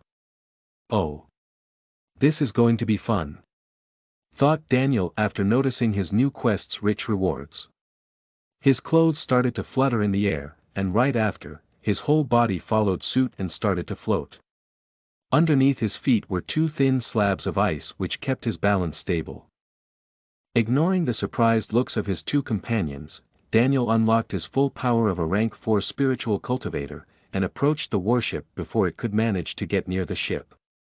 Many magical attacks grazed past him, but his control of wind essence, due to the long exposure to the pure wind comprehension of a rank 9 spiritual cultivator, had turned his own comprehension of the wind element into a deep one, and his flight ability into an exceptional one. Unwilling to play the target for other spiritual and martial cultivators, Daniel created a wind sphere around himself, and dived into the water and under the pirate ship. The pirate ship kept moving towards Daniel's ship, and as the 2 ships were less than 30 meters away, numerous cultivators started to jump from the pirate ship's deck and onto the other. A fierce battle between young cultivators and seasoned pirates had started. Many of the cultivators which clashed against the much more experienced and ruthless pirates, died during the very first assault. And when the young cultivators managed to kill a few pirates, more would jump from the pirate ship's deck and into the fray. The person who was doing the most damages, was a very tall and thin man. He wore a leather long coat, and in his hands, he wielded 2 sabers. This man, was, the Red Painter, a nickname which the pirate captain had earned, by painting the surroundings with blood whenever he wielded his sabers. Meanwhile, Daniel was at the bottom of the warship, and in front of him, various stone drills which he had summoned, were rotating rapidly and perforating the pirate ship's hull. After 2 long minutes, 6 large holes, from which no water whatsoever passed through, appeared on the ship's hull. Daniel, still within his air bubble, flew out of the water and jumped on his ship's deck. He then formed a stone mask with his spiritual essence, covered his face with it, and unsheathed his sword. Without a minimum of hesitation, he started to reap lives left and right. At times he would dash right in front of an enemy, leaving him no time to react, while in others, he would quietly approach them from behind, and silently go for the kill. Daniel ignored the messages that appeared within his mind, which reminded him of the karma points he acquired from each kill. His intention was to be noticed by the pirate captain, but when he turned towards him, he noticed that the tall and thin captain, was engaging in battle against what looked like a petite girl. This petite girl wore a mask as well, and her body was completely covered in a grey coat. The only thing that had made Daniel think that she was a girl, were the long and straight black hair, which danced in the air from under her hood whenever she made a sudden movement. With Daniel on the battlefield, the pirates started to lose the advantage, and fall one after the other. Noticing this, the pirate captain tried to quickly end his fight with the petite girl, but after realizing that doing so might take long, due to her extraordinary agility, he stepped back from direct confrontation, and shouted, "Retreat!" As if hearing an emperor's order, every single pirate within the ship abandoned their fight, and jumped back into the warship. The retreat gave the many cultivators a chance at revenge, as they assaulted and killed a big portion of the lower-level retreating pirates. Ka-wayarch. From somewhere within the crowd of cultivators, a loud shout resounded through the entire deck. With newly found courage, the cultivators started to pressure the pirates out of the ship. After remaining on the ship's deck to try to lower the losses within his crew, the pirate captain finally decided jumped back on his warship. His assault had been a humiliating one, and he couldn't help but look hatefully at the 2 youngsters who had ruined his plans. While his warship slowly distanced itself from the ship, a vicious look appeared on the captain's face. He turned towards his crew, and barked through gritted teeth, "Prepare the cannons." Unfortunately, dreams of revenge hardly go as planned, as the very moment the pirates started to get busy loading the cannons, the warship started to sink. Chapter 47 Battle at Sea Part 2. You are listening at novelfull.audio. As the warship sunk, the few experienced spiritual cultivators within managed to avoid drowning through the use of water essence, but unfortunately, not even they could escape Daniel's finishing blow. In fact, the moment the pirates had retreated from the ship's deck, Daniel had jumped back in the water, and dived right underneath the sinking ship.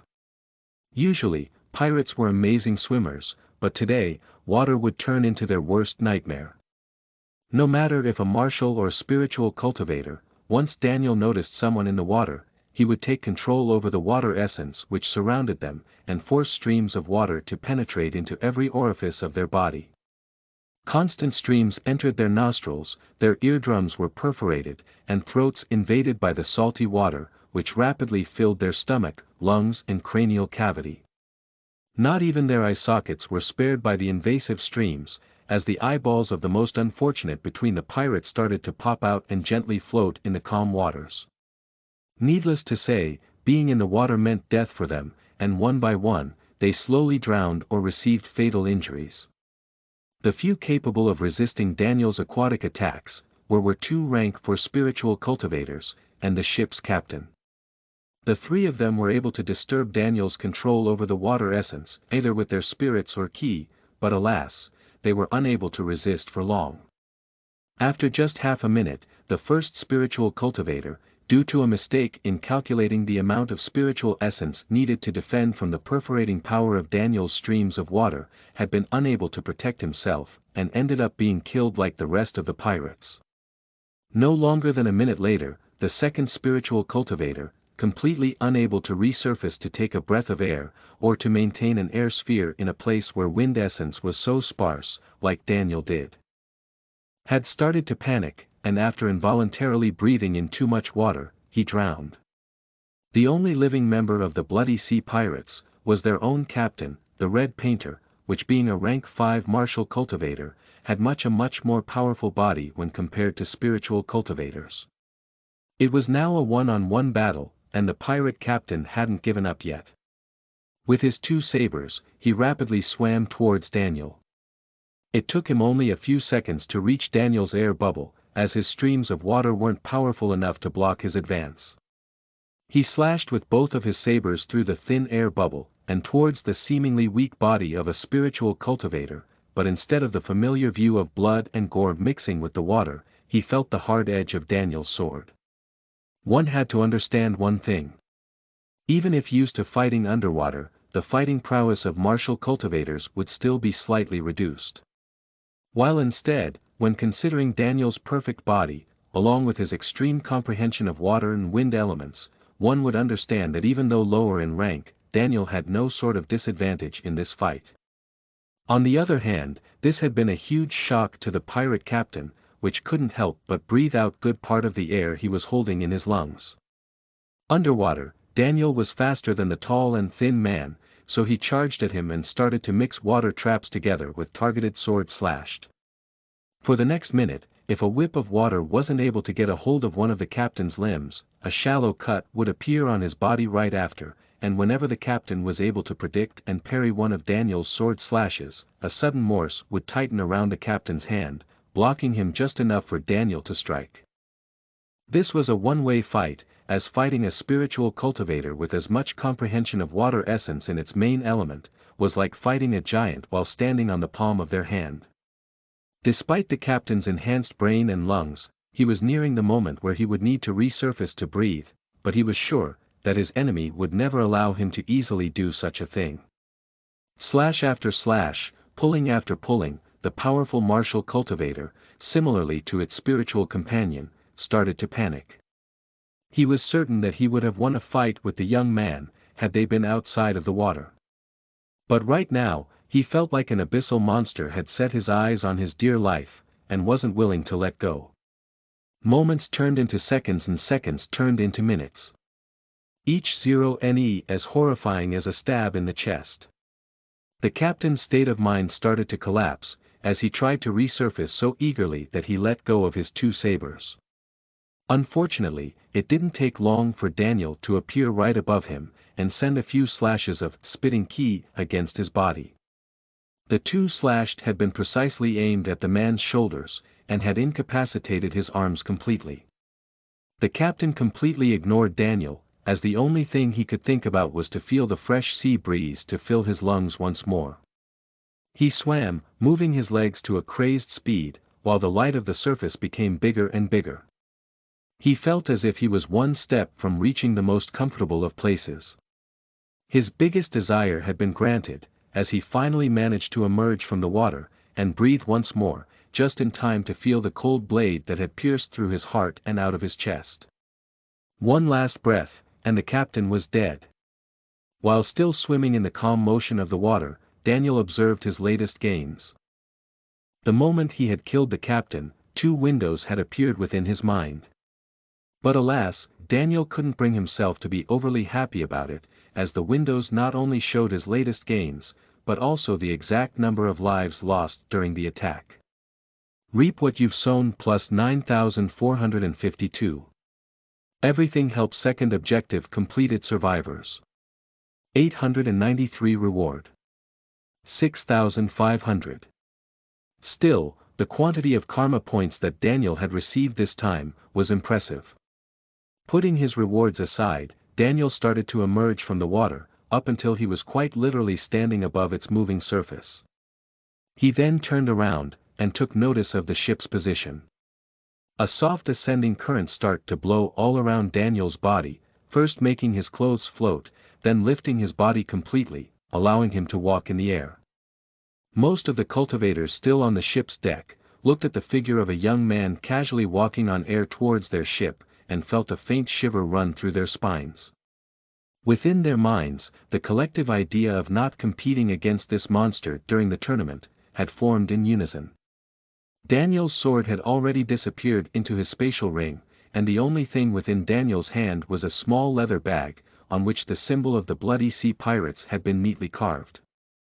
This small bag emanated a similar feeling than his spatial rings did, and it was, in fact, the captain's personal spatial bag. Back in their cabin, under the curious looks of Heimart and Legart, Daniel checked his profile out once again. Dan Heel. Karmic Systems wielder. Age. 14. Rank. Mid-rank 4 of martial cultivation, perfect body. Mid-rank 4 of spiritual cultivation, perfect connection, karma. 29.511. Weapons masteries, details, martial arts, details, skills, details, spells, details. Reap what you've sown. Time is precious. LV.2 reduced cost. LV. 2 system upgrades, details. After seeing his accumulated karma points, Daniel found very difficult hiding his excitement, as the 2 cousins were still closely looking at him. Suddenly, one of them started talking. "So, you're a spiritual cultivator?" said Legart, the younger of the 2. Without looking back, Daniel confirmed it. "Indeed I am."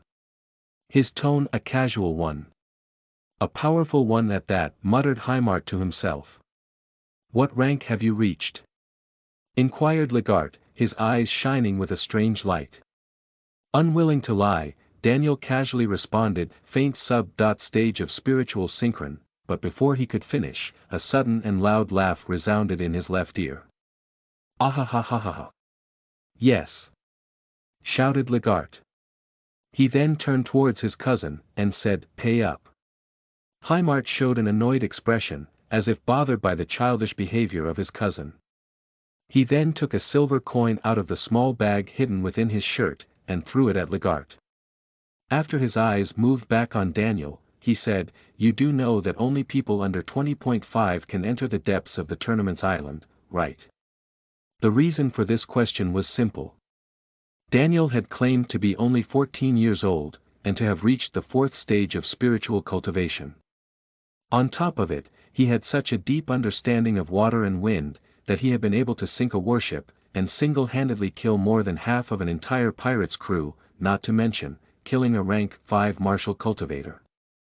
The age that Daniel had claimed to have, to the 2 martial artists, simply couldn't be true. The two cousins had reached the same conjecture. And that was that Daniel had probably lied about his real age. The only way someone could maintain their aspect at their early teens would be through the heavy usage of pills which could retain one's youth. That also meant that Daniel must have been much older than he looked. It's not like there weren't any rank 4 or 5 cultivators amongst the participants of the tournament. But they all neared the age limits imposed by the island. Highmart, for example, had reached the mid-full control stage of martial cultivation, while his cousin Legart was at the early full control stage. The two were respectively 20.4 and 20.2 years old, and were considered the most talented individuals within their school of martial arts of origin. Highmart, being at the exact same stage Daniel was, had understood better than anybody else how deep his understanding of wind and water essence was. So he was fairly sure that Daniel wasn't a simple young man with a prodigy-level talent for cultivation, and that instead, he was an old and experienced spiritual cultivator. The reason why he had to pay up to his cousin was because if their speculations turned out to be true, thing about both of them were fairly sure. That meant that Highmart had never guessed Daniel's real age, and therefore he had to pay his cousin back. Daniel ignored Highmart's unnecessary advice, and instead lied on his bed, trying to relax. "Hey, where do you guys think our mystery man is?" said Legart while pointing at the empty bed on the right side of the cabin. The two looked at the direction Legart was pointing, and after a moment of silence, Highmart said, "He might have died in the battle." Before the three could consider the chances of that to be true, the door of their cabin opened. Behind it was a petite figure completely covered by a gray coat. Near the neck, the bottom part of a mask could be seen, and at its sides, a few strands of black hair flowed down to her shoulders. Daniel recognized this person immediately. It was the petite girl which had engaged on a one-on-one battle against the pirate captain. The girl didn't say anything. She simply entered the cabin, and with a quiet jump, she ended up on her bed. She then covered herself with the gray blanket, and went back to the usual state the three had been used to see her in. Amongst the general surprised expressions of the three men, Legart was the first to recover. He looked at his cousin, who had just given the girl for dead, and while shrugging his shoulders, said, "Guess not." He then took a deck of cards out of his pocket, and started to shuffle it. Daniel looked at the covered figure of the girl, and before he could turn around, once again, he noticed a slight movement underneath the cover. Chapter 48 Clear and Dark Island. You are listening at novelfull.audio. It was late at night, and within his cabin, Daniel was quietly lying on his bed. In his hands was the pirate captain's spatial bag, which Daniel had waited for a chance to inspect since the very moment he obtained it. Highmart and Legart were sleeping, and the petite girl was still lying in her bed, completely hidden by her dark gray cover. Daniel injected a bit of his ki into the captain's bag, forcing part of his consciousness to slowly seep into the bag. Inside it, almost as if following the universal law of what a pirate's booty should look like, Daniel found various chests. One after the other, floating around like a wisp of essence, Daniel checked the content of these chests, hoping to find the gains of the pirate crew's raids. Unfortunately, until now, every chest he had controlled had been completely empty. This, to Daniel's disappointment, could mean only two things. They had been the first target since the pirates had last set out to sea, or that they either spent as much as they earned, or their money was stashed someplace else. Daniel kept controlling the chests, and only when he reached the last few, he had been pleasantly surprised by the fact that they weren't empty as well. 3 chests remained. Inside the first one was a small pile of gold coins. Daniel didn't count them, but he roughly guessed them to be around 250 coins. The second chest contained a few beast cores of various levels, and a few low-level essence treasure. At this point, Daniel considered the possibility that, right before they had had their encounter with the pirate ship, a ship of low-level cultivators might have perished to the pirates' crew's hands, as the resources within the second chest looked like what most cultivators would usually walk around with during their travels. What caught Daniel's attention was the content of the third chest. The chest was similar to the others, but its content wasn't money or resources. Instead, it contained a book. This book was a thin weapon-wielding manual, on whose leather cover "Dual Sword Wielding" was neatly written. Daniel had gone through a quick read of dual knife wielding in the past, as he had found a manual for it within the ring given by the old master at arms. From that quick read, he had learned that dual knife wielding was an advanced and more effective way to use close combat martial arts. What dual sword wielding taught instead was to use swords with both hands at the same level of efficiency. Daniel wasn't too interested in dual wielding, but to be as capable of wielding a sword with his left hand as he was with his right hand was a much more interesting concept, which could give him an additional surprise factor during his future fights. He then retracted his key from the spatial bag, and started to force the content of the captain's bag into his rings. Then he went to sleep. 2 more days had passed since the day of the attack, and Daniel had decided to spend his time cultivating in his cabin. This wasn't an unusual sight in the ship, as the many cultivators would be stuck together for a full week. It was an unspoken rule, that practitioners in the middle of cultivation should not be disturbed. He hid the beast cores into his shirt, so that his abnormal speed of consumption could be hidden, and then started to cultivate. One by one, Daniel started to consume one rank 3 beast core after the other. He had chosen to cultivate with rank 3 beast cores, as he didn't want for any action driven by jealousy to happen. The consumption was extremely fast, but unfortunately, being Daniel's stage of cultivation on a different level than the beast cores he was using, it didn't allow him to make to breakthrough. Nevertheless, he had still managed to reach the peak of the 4th rank in spiritual cultivation, and approached it with his martial cultivation. At that point, Daniel decided to stop cultivating, as he didn't feel that rank 3 beast cores were able to assist him into a breakthrough to the next rank. It was dinner time when Daniel finished his cultivation. Heimart and Legart had just finished a game of cards, and as usual, Legart's expression was a pissed one. After the few usual interaction amongst themselves, the two put away the cards, and prepared to go to the mess hall. As usual, before leaving the room, they checked the state Daniel and the petite girl were in, and invite them to accompany them. Usually, their invitations would be left unanswered. But this time, Daniel accepted. After Daniel joined them, Heimart tapped twice on the petite girl's bed, as he usually did to get her attention, but differently from any other time, the girl actually got out of bed, and stood silently next to them. Slightly shocked, the three looked at the girl with confused expressions, as this had been the very first time the girl had shown any sort of reaction to one of their attempts to interaction. After a good minute, Legart looked at his cousin and said, "I think you've tapped the right combination this time." Hee. "Come on, I'm starving." He then started walking out of the cabin. Heimart followed suit, and after him, Daniel did as well. The girl stood completely still in the cabin, until Daniel decided to move.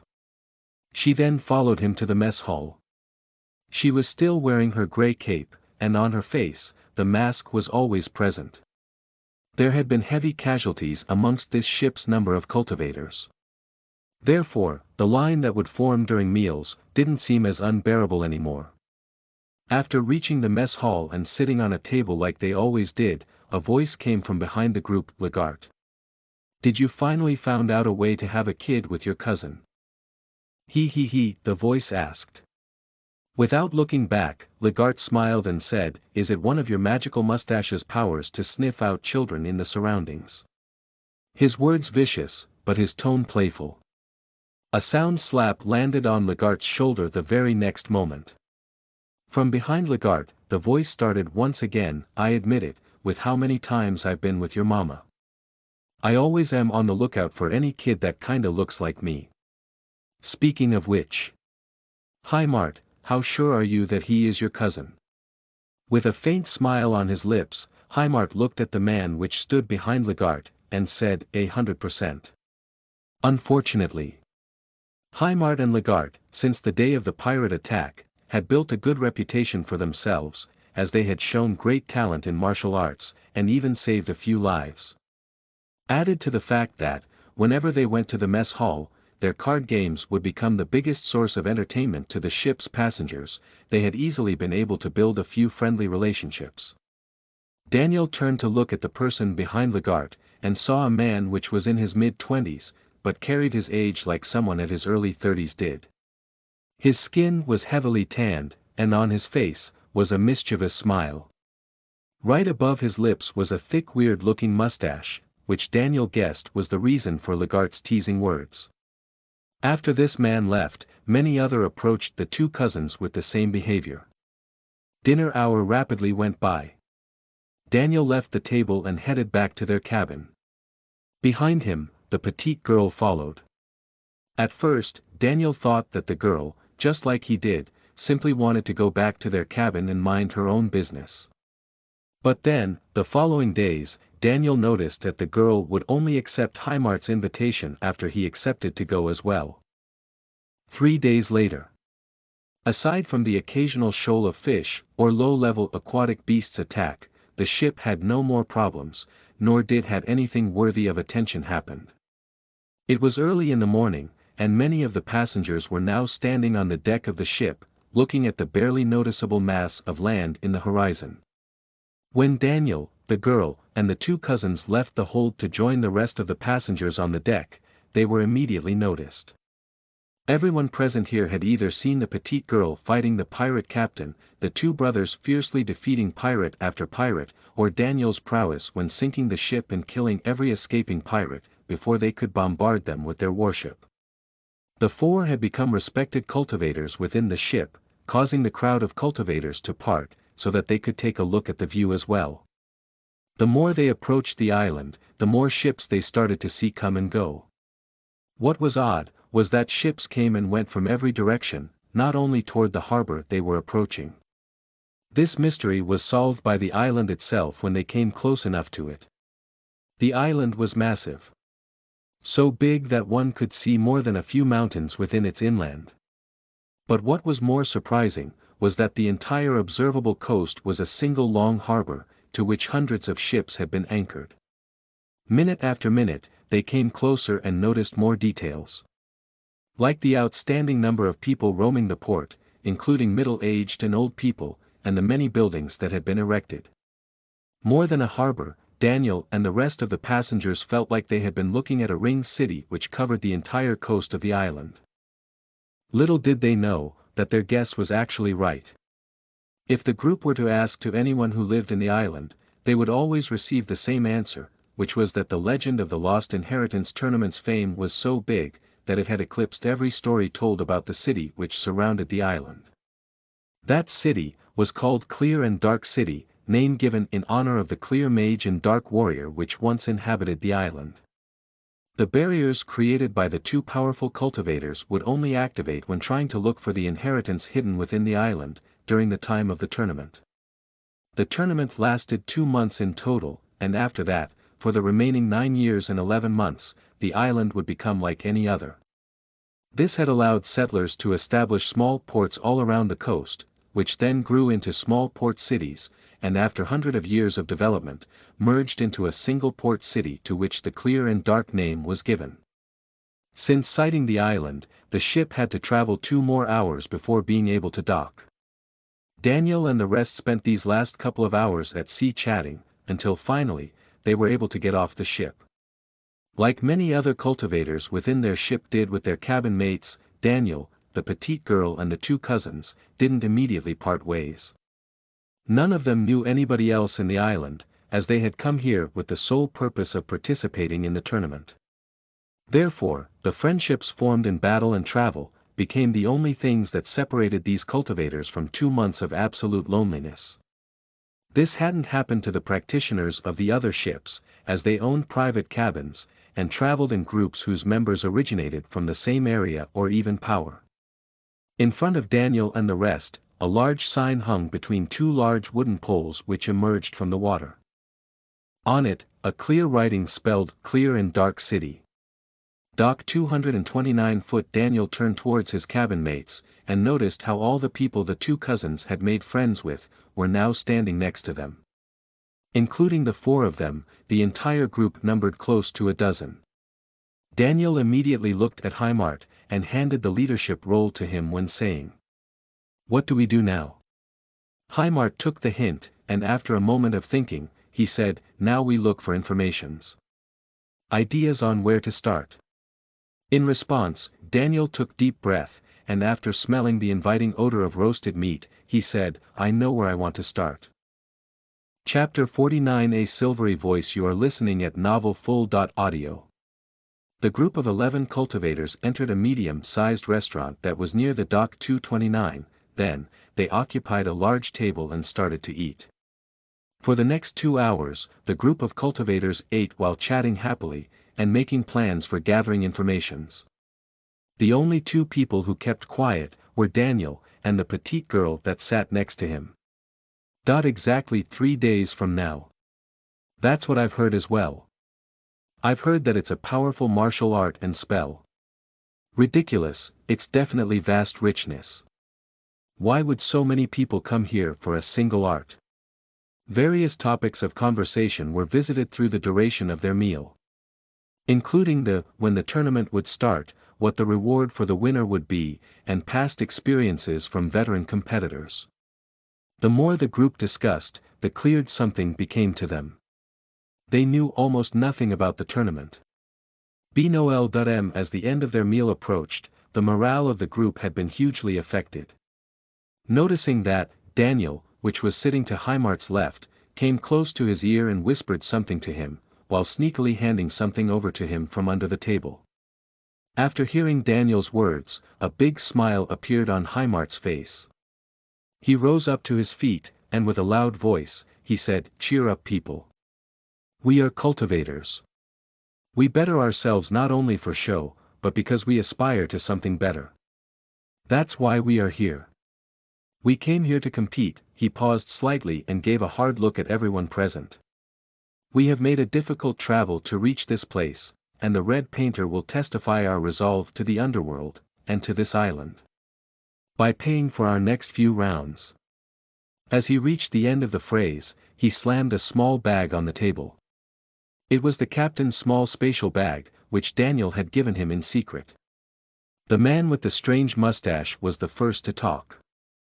"And we thank him for that," he said while raising his cup. The rest followed suit. When the 11 of them left the restaurant, the spiritual cultivators amongst group were those in the worst shape. Their organs' functionality hadn't been enhanced by martial cultivation, therefore, they were not as capable to hold alcohol as martial cultivator were. The few of them required others to hold them by their arms just to avoid dropping asleep on the ground. A type of alcohol which could intoxicate martial cultivators existed, but the only one who had had some, was Lagarde, which similarly to spiritual cultivators, was currently staggering as result of a rigged game of cards with his cousin, and a bad bet.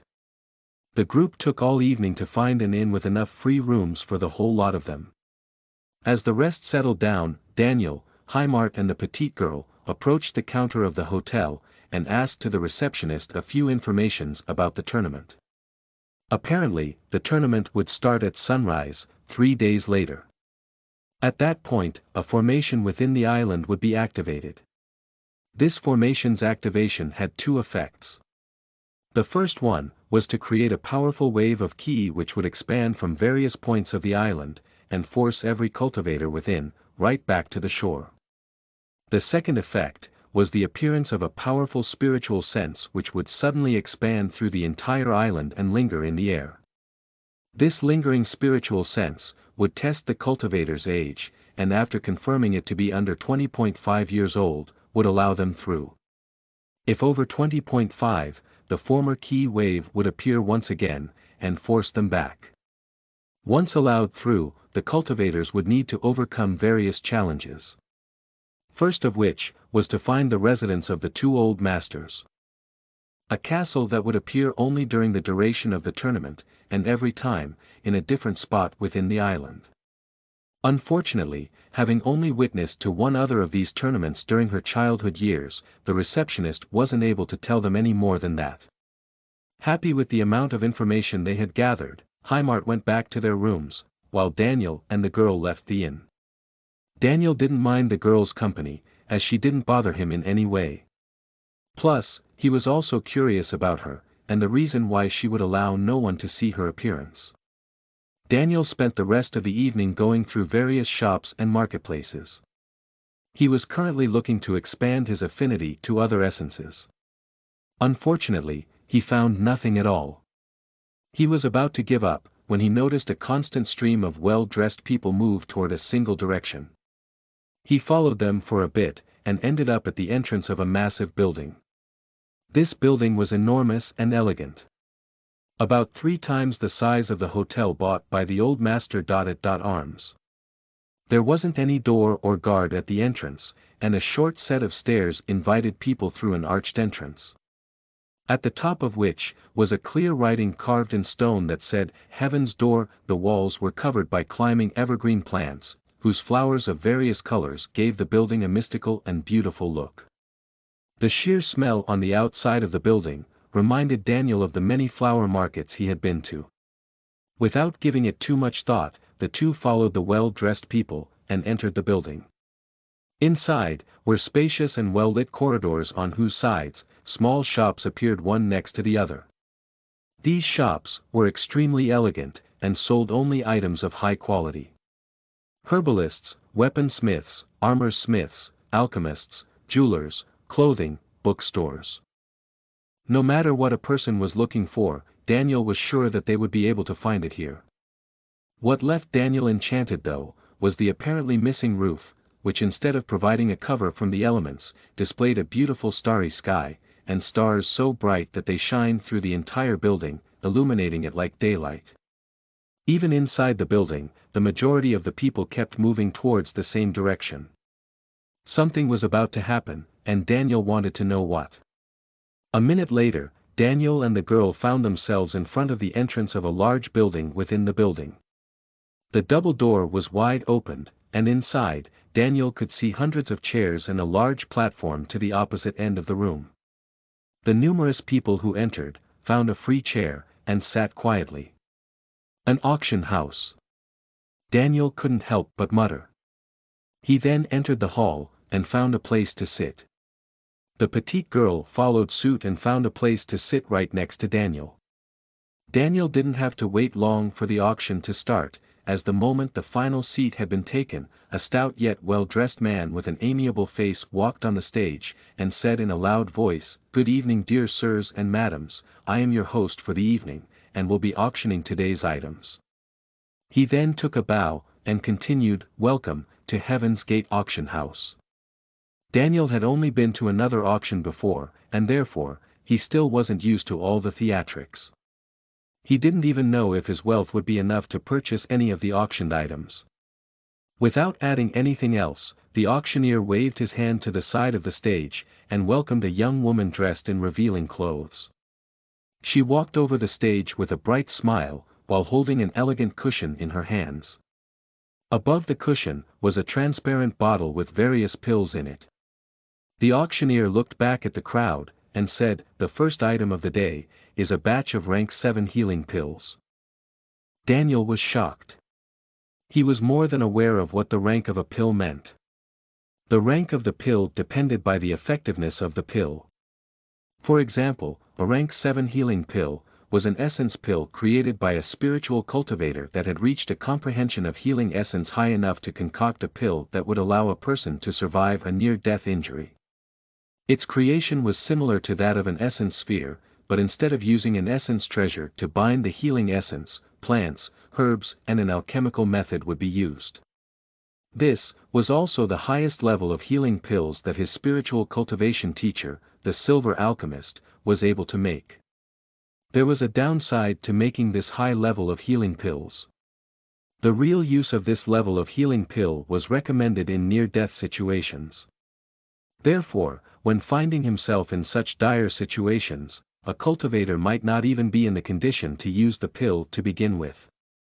It was one of those very useful items which barely had any chance to be used. Like the most bright light, in a world where darkness ruled only a minute of the day. What these pills were most useful for, was to pass down the comprehension of healing essence, and that was exactly what Daniel needed at the moment. The auction starts at 100 gold coins, every increase has to be of 50 silver coins or higher.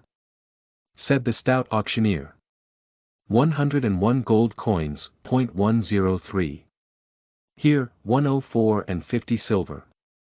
110, said Daniel, 123. I offer 130. The price kept increasing higher and higher. To a point where Daniel wasn't able to afford them anymore. His total wealth, not considering his other items, only reached about 300 gold coins, and he wasn't willing to spend most of his money for a few healing pills. Suddenly, a silvery voice resounded in the air, and said, 200 gold coins. The voice was pleasant to hear, and made a few people turn their heads around to search for its source. Higher than anybody else's, was Daniel's surprise, as he turned to the direction the light and clear voice had come from. The seat next to his. The previous bid was 185 gold coins, and it was already close to the full value of this batch of pills. The petite girl's offer was more than anybody else was willing to spend on this item, therefore, after a few seconds, came the announce that she had won the auctioned item. The rest of the bid went smoothly, one item after the other were bought at exorbitant prices. When the hall started to empty, Daniel, the girl and the rest of the people who had purchased an item, went to the reception. One by one, they were welcomed into a small room, where the purchase would then be finalized. Daniel quietly waited for the girl to come out of the room. 5 minutes later, the door opened and she came out with steady steps. She walked right up to Daniel, and handed the bottle of pills to him. Daniel had suspected that the girl had decided to purchase these pills for him, but he wasn't sure until now. What he didn't know, was the reason, so he couldn't help but ask, why? With narrowed eyes and a slightly bent head. Outside of his expectation, instead of her usual quietness, the girl responded, a peak rank for spiritual cultivator. At your age, you'll definitely comprehend a bit of healing essence before the tournament starts. Wouldn't mind having a healer nearby, she said in her pleasant voice. The surprise that Daniel felt by hearing her pronounce so many words all at once after a week of silence, was completely overshadowed by how much sense what she had just said made. For once, he had been left dumbfounded. A thought interrupted his stupor. He didn't want to owe money to anybody, so he looked at the masked girl, and took a medium bag out of his ring. In it, were exactly 100 gold coins. He then handed the bag over to the girl, and said, you've earned the right to be cured. But we split the cost. Deal? He asked. Under her mask, the girl looked curiously at Daniel. She then slowly nodded her head and took the bag of money, making it disappear under her cloak. Back in silence, the two started walking toward the inn.